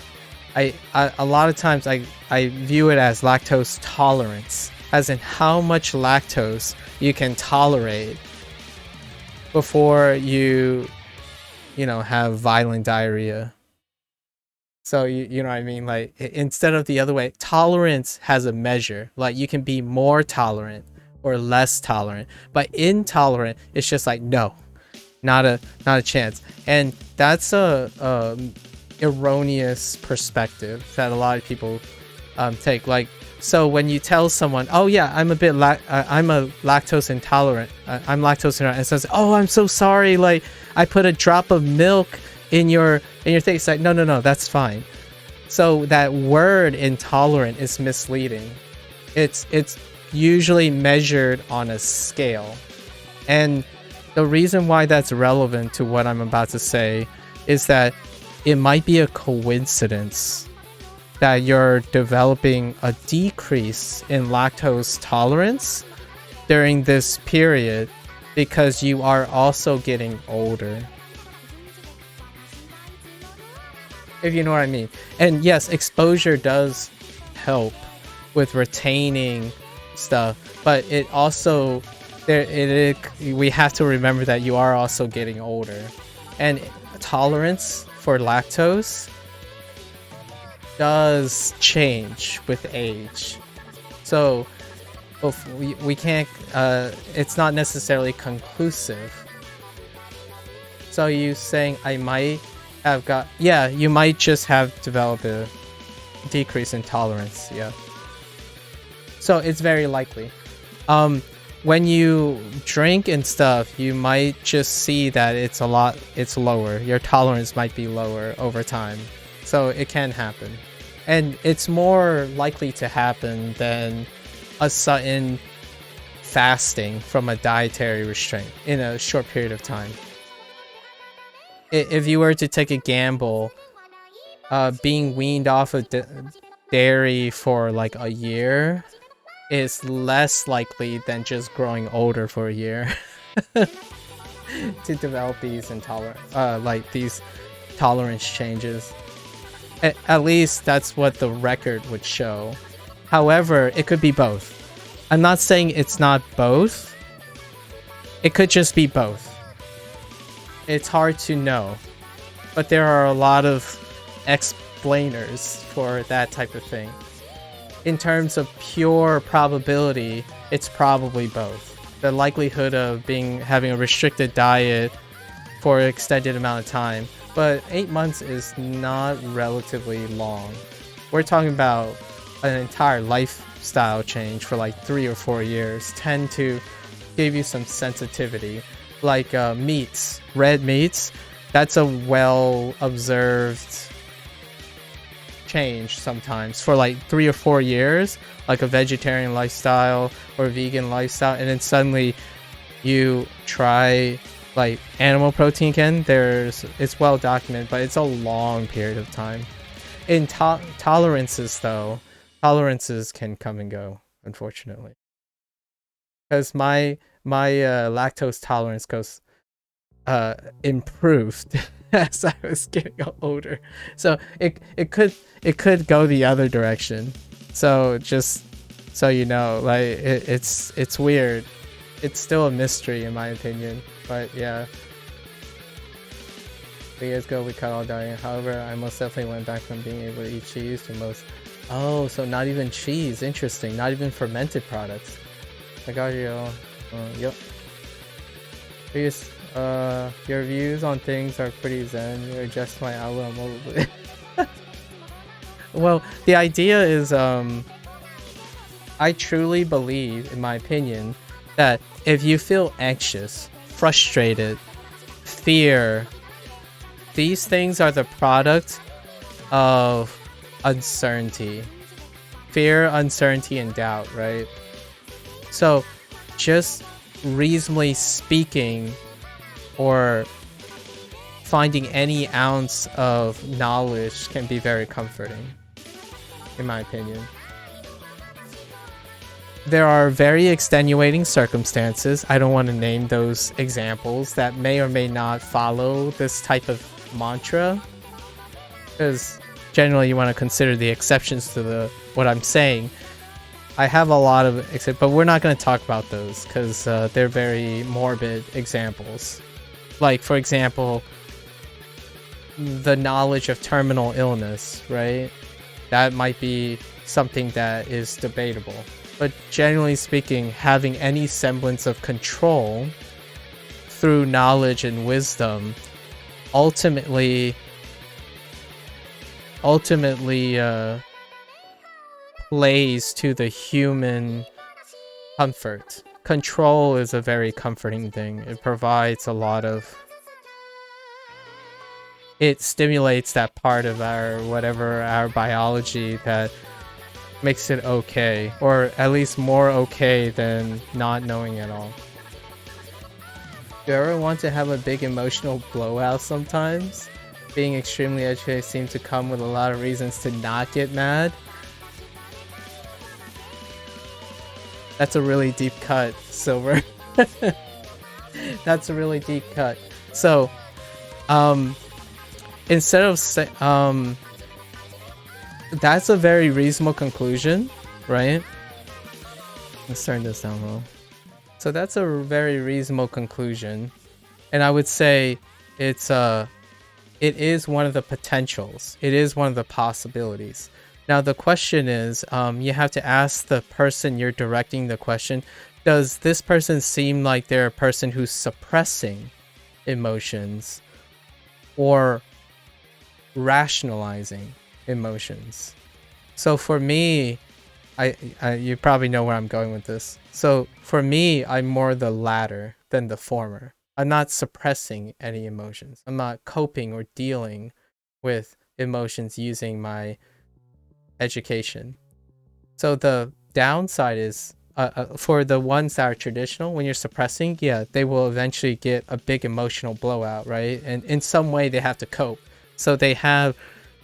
An educated person would find rituals to liberate themselves from the suppressed emotions, like maybe a hobby or something that allows them to vent. For myself, I'm more the latter, which comes with its own pros and cons.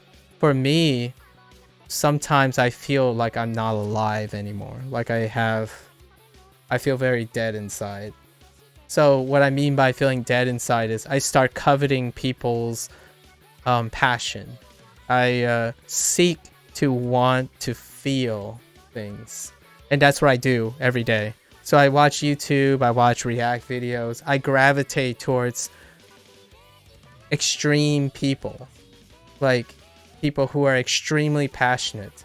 And then that helps me reconnect with what I do a lot, which is be educated and be extremely consistent and unimpressed, not surprised, mildly disappointed.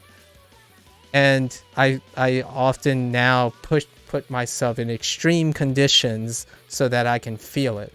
So like this game, for example, is a roller coaster ride of emotions. When I get something, it's through pain and tears.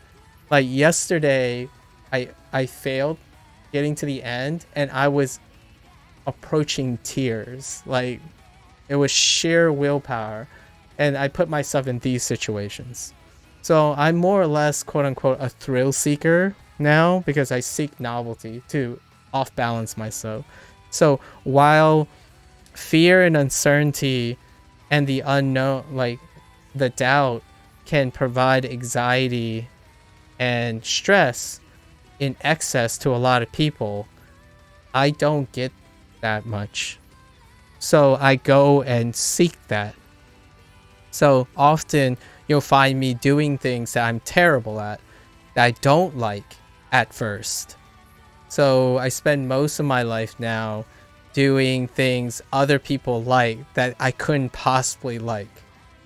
Example.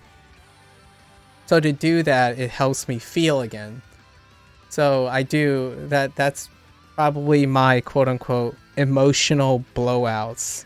I tend to seek things that put me in situations where I feel out of control. I want to lose control as opposed to have control, if that makes sense. So it makes me feel alive when I lose control, when things are outside my control. Like getting on a roller coaster, that is outside my control once I'm on a roller coaster. I absolutely despise being on a roller coaster because I lose control, but it makes me feel alive when I'm on the coaster.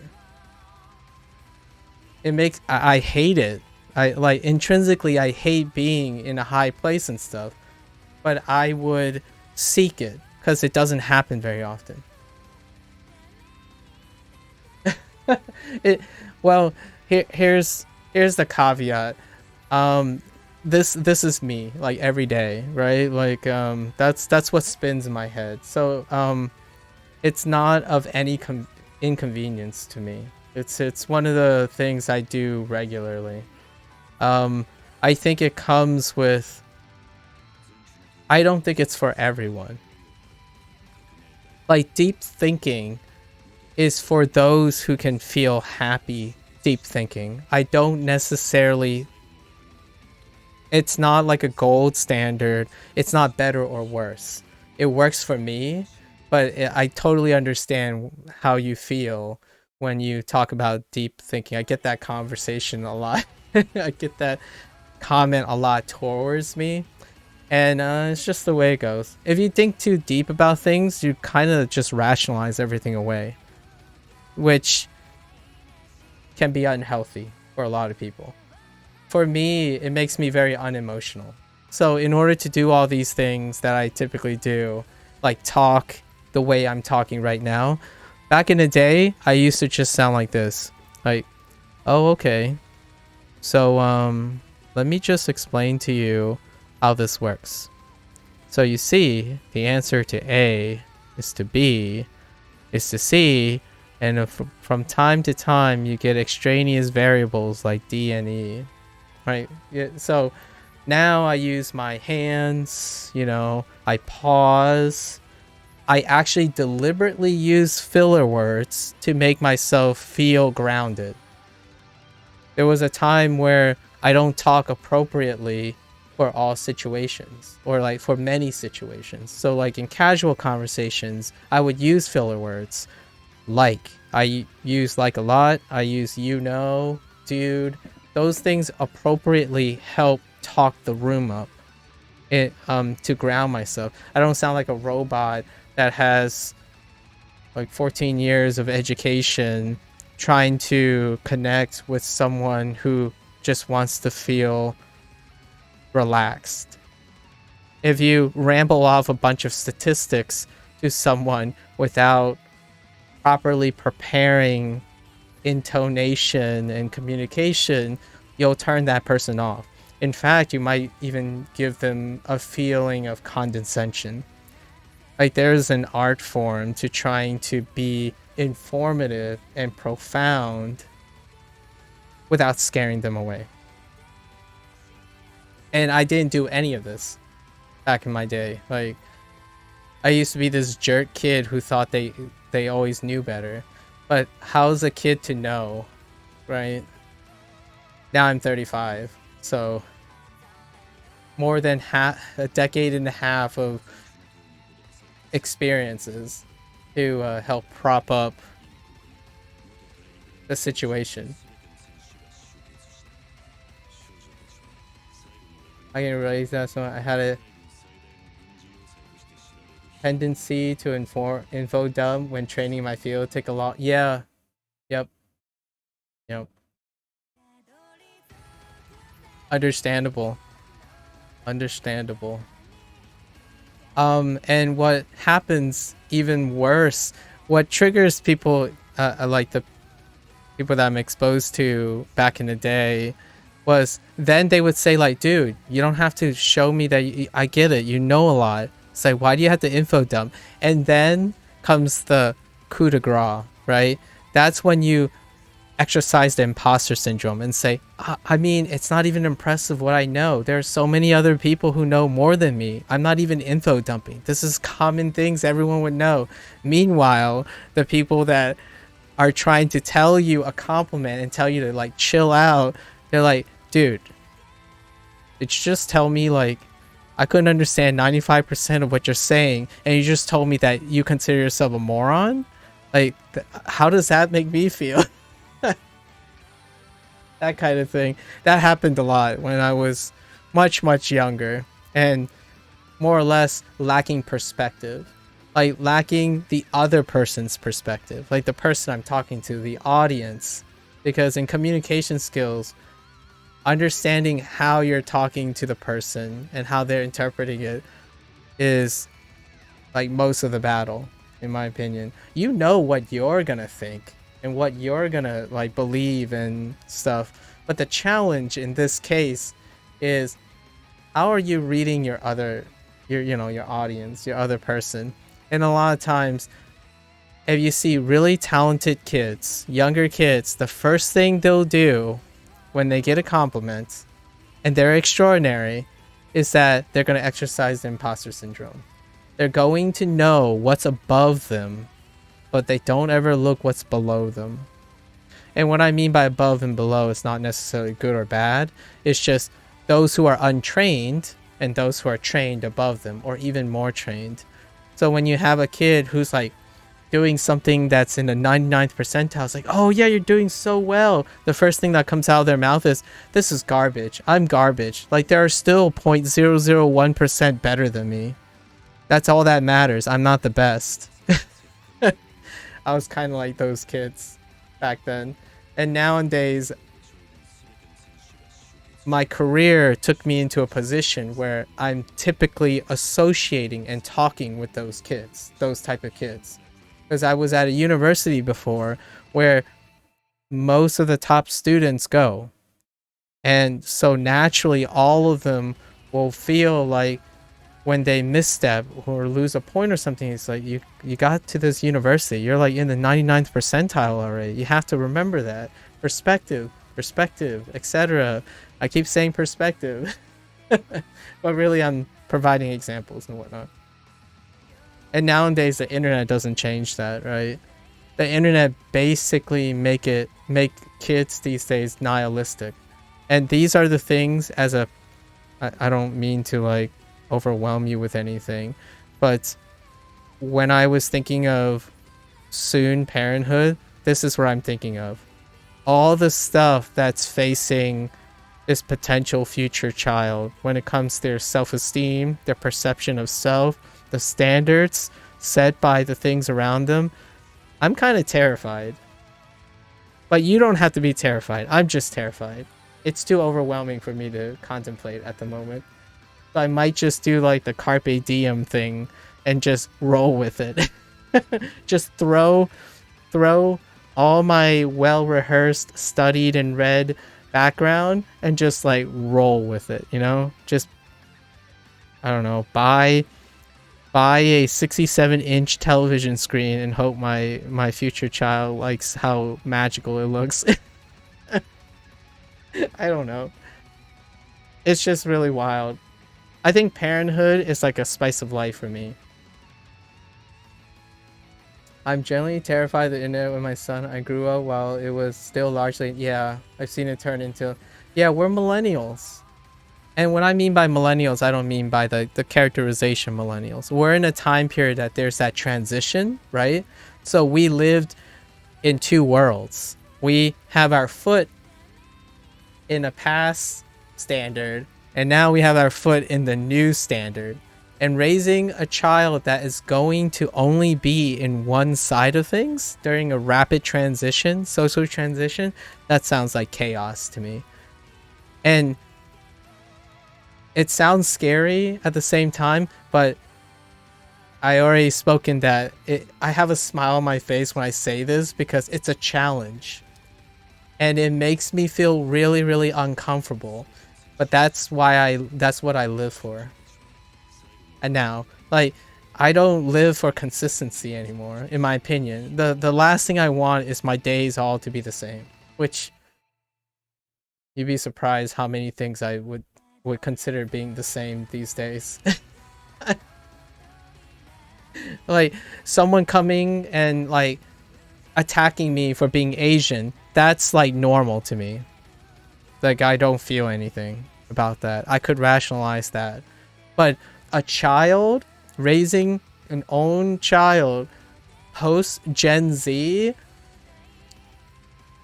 that's what I live for. At least that's what I have to look forward to. Some chaos in my life, I guess. I know this sounds like backwards thing, but it's coming from someone who doesn't experience a lot of chaos.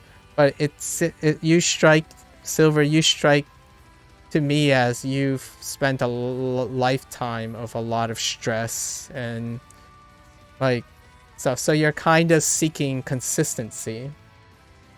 Like, depending on how common things are, humans have a tendency to seek something else they don't have, right? Constantly exploring and stuff. And I'm no different. I just seek something that everyone don't really seek. I seek stress. Like, I want to be stressed. Like, in a traditional way. I want to be stressed to be on time. I haven't had that in a long while. I'm unemployed, by the way, so I don't have a day job. So I'm not, like, pressured to meet obligations. So what do I do when I'm like this in my last 3 years? I obligate myself. I put myself in a position where people expect me to do something for them because I don't have that anymore. And you'd be surprised. It's kind of like those people who they made it in life, right? Suddenly they're unmotivated now. They have no goals. Like, they've reached their life goals. What do they do now?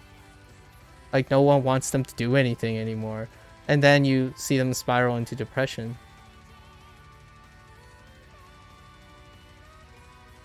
Yeah, Silver.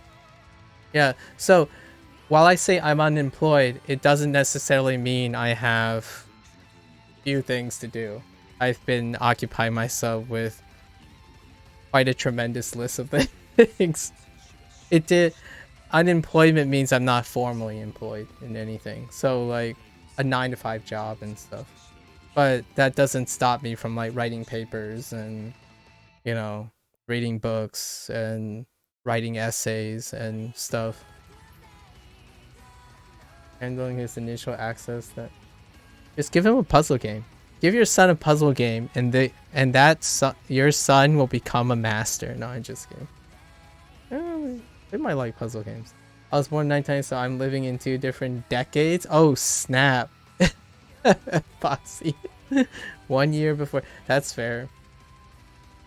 What did you know right now? You'll have to deal with Groundhog Day for the first 6 months. Yeah, for sure. I can empathize. I can only imagine, but I can definitely empathize with that. Really short, I made a ton of assumptions just from that one thing I get. Oh, no. You know, I am very well aware of what's acceptable, and, you know, it's a very reasonable perspective. But anyways. I should have cooled down a long time ago, but we'll cool down a little bit more.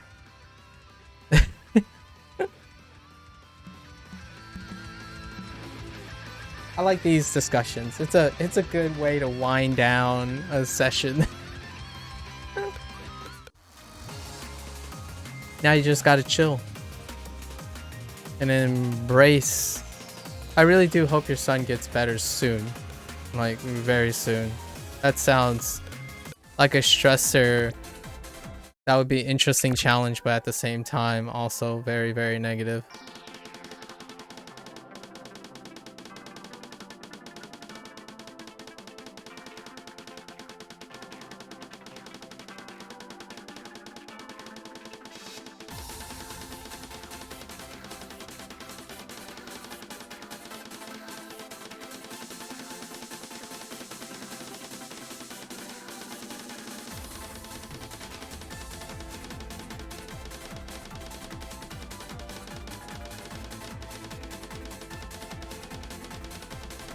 Oh yeah, my hands are toast. I think this is a good spot. We're cold. Okay. Maybe we can squeeze a little bit more. I'm reluctant to stop. Because I have energy, but I don't have dexterity right now.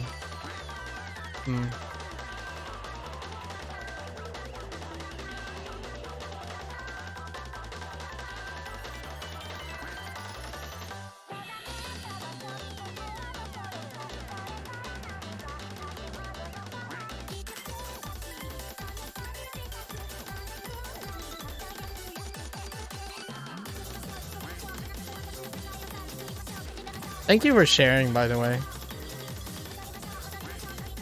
I appreciate it.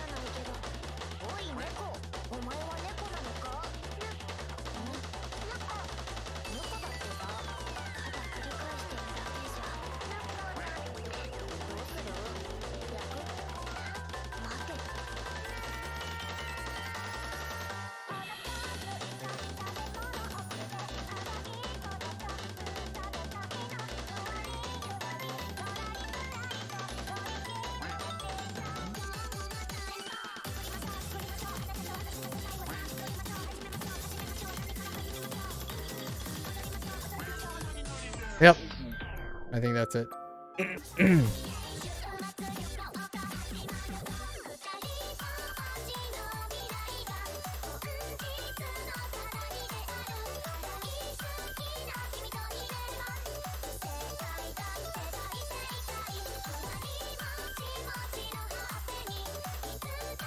And yours work a lot different, yeah.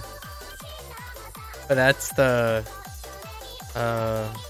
the wonderful part of having a mutual line of communication between very different people.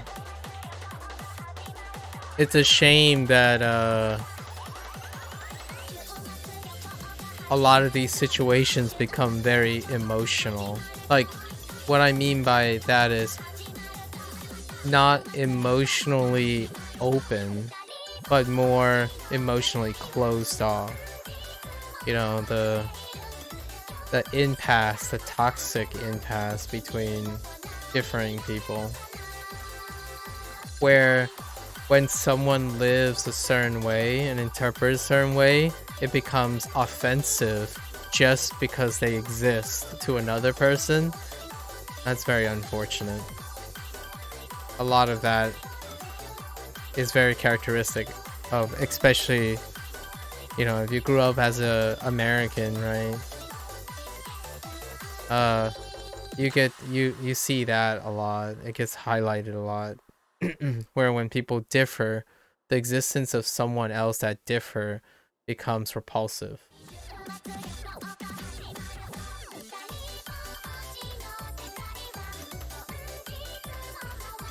There's no open communication and a compassion to empathize, or an attempt to empathize, or even sympathize in general. It's my way or the highway. Yeah. In those situations, I tend to listen more often, because when someone that is closed off, they simply wanted to, they a lot of times they simply want someone to listen. So for a lot of times I do find myself in those situations, and how I approach those situations is to empower them to come to the solution themselves. Or this might sound a little bit manipulative, but not necessarily. It's very cathartic for the person. You guide that person to their own solution because they have the answer on their own. So when the situations I find where someone is closed off or very principled or prideful, the idea is, and they have a problem, the idea, or like anxiety, or they're really stressed, the idea is to allow them to come up with a solution themselves. And you as a listener can communicate or reflect back what their thoughts are. So a great example would be someone who says like, I can't believe X and Y is doing this. It's so stupid. It doesn't make sense. People should not do that, right? So the idea is, so are you telling me that something X and Y has done has upset you? And it sounds like, and then the person would describe A, B, and C, the reasons. I would say, so let me get this straight. You're saying that these people anger you by A, B, and C. How does that make you feel? And then at some point, when the conversations get settled, there might be a chance or an opportunity where you can offer, like you can lean in and offer maybe a softer perspective that goes in line, that's in line with their logic, because you're actively listening to what they're saying, and then you can use what they're saying in order to lean in on a different perspective. That's how I would try to approach a conversation to someone who clearly gave you the red flag that they're not open-minded to what you're about to say. So you lean in on it. Just slowly. Trickle in. Develop trust first. Because a lot of times, someone who's prideful and inward looking, unconditional trust is not one of the qualities that you can assume. For myself, I'm the other direction. I have to safeguard myself from understanding that not everyone will be trustworthy, unfortunately, but I will still offer them my unconditional trust first. My trust is for someone to lose. My respect is for someone to retain or lose. That's how it works. However, I learn about the consequences of having that type of perspective. I mean, a lot less proud as I got older, so I definitely don't begrudge a bit of bullheadedness, and I find that endearing. Again, I tend to find things that I don't have, qualities I don't have anymore, very endearing. So when I see this pig-headed knucklehead of a kid who only likes this game and nothing else, it's cute. It's very endearing. It's very youthful. And I don't say in a bad or a good way. A lot of times kids think it's offensive. You know, like they find like, oh, you just see me as this little irresponsible kid. I know. I actually think it's really, I wish I don't have passion like that anymore. It reminds me of younger self, but I just don't have it anymore. that righteous indignation. Like, people told me I suck at this, so I went out of my way to prove them wrong. That kind of thing, that just doesn't happen anymore. Like, when someone says I'm terrible at this, it's like, you're probably right. Wanting to die. Oh, that's really good. That's a good one. I like that. Well said. Well said. I like that saying.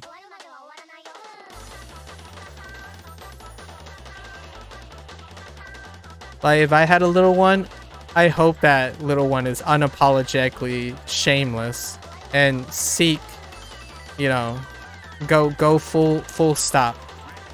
I'll be there to you know, support them in any way possible.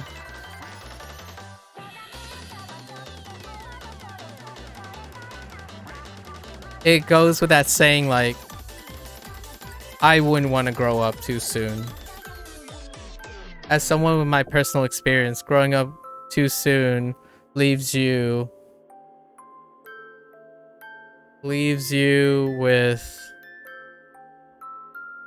very few exciting stories, like in a inwardly looking way.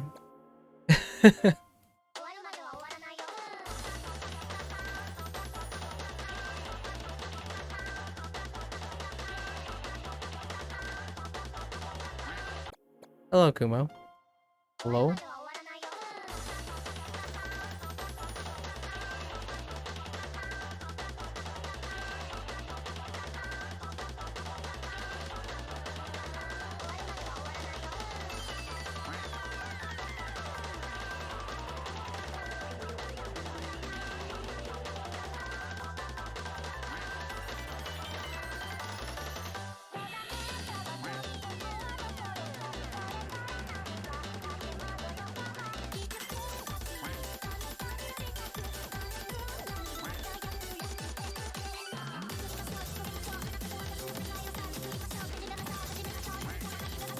Alright, I gotta stop doing this. I'm sorry. At the moment, I'm not doing any requests. Or I'm more or less done with the day as well. Thanks for asking, though. Yeah. We were trying to wind down, but I was trying to see if I have any stamina left. But yeah, we're not in a situation for requests right now. We're bootstrapping training, and this session ended an hour ago. We were just talking about adult stuff with Silver here. Parenting stuff. But yeah, I'm about to head off now because I need to rest. Can't push too hard. Oh, we did reach our goal today, which was to complete one set of this. Did I do one today? I did. I did one for this. And this. Yeah, we completed. Okay. And then... Did we do this? Oh, yeah, we did. Nice. Wait, did we do the other thing, though? We did. Okay, so we checked all the boxes. So tomorrow, I'll be back again to train. Well, what are we planning to train? I think we're going to warm up with this tomorrow.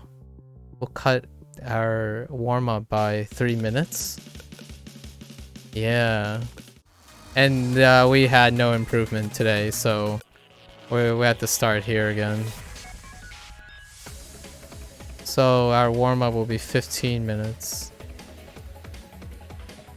Yeah, thanks for chatting, Silver. I really enjoy it. And always feel free. You know where to find me. I don't particularly know where to find you. But yeah. I mean, you could always slip into the Discord and then just like post your favorite parenting memes. I do enjoy talking about deep topics at any given time. I drop anything for a casual, deep thinking conversation. So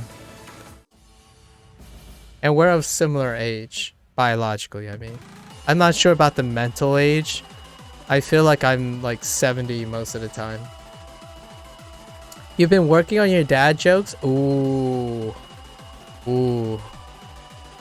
I'm up for some dad jokes. Yeah, I would drop anything to talk about topics in as deep as the person is willing to listen. I think in the end of the day, any conversation, in my opinion, is worth having when both sides are participating. Overall, it leaves an impression on both individuals or more than both individuals, and it can really, you just don't know the value of that conversation. You have so much life, you know, like people have such long lives. Of the value of a conversation is immeasurable in its potential of influencing or helping someone. So in my opinion, a deep conversation is worth having. Anyways, with that said, I'll be back tomorrow, and it's gonna be a flip day because we'll be watching anime tomorrow, I think, with the guys. And then I'm gonna try to squeeze in another 2-hour training session and hope to get to attempt this tomorrow. If we get this, we'll be like almost at our goal, and it has only been 11 days. Tomorrow's day 11, so we'll see. Alright guys, as always, take care, stay safe, stay healthy, happy gaming, happy life, good luck with everything, and I'll catch you guys next time. Bye.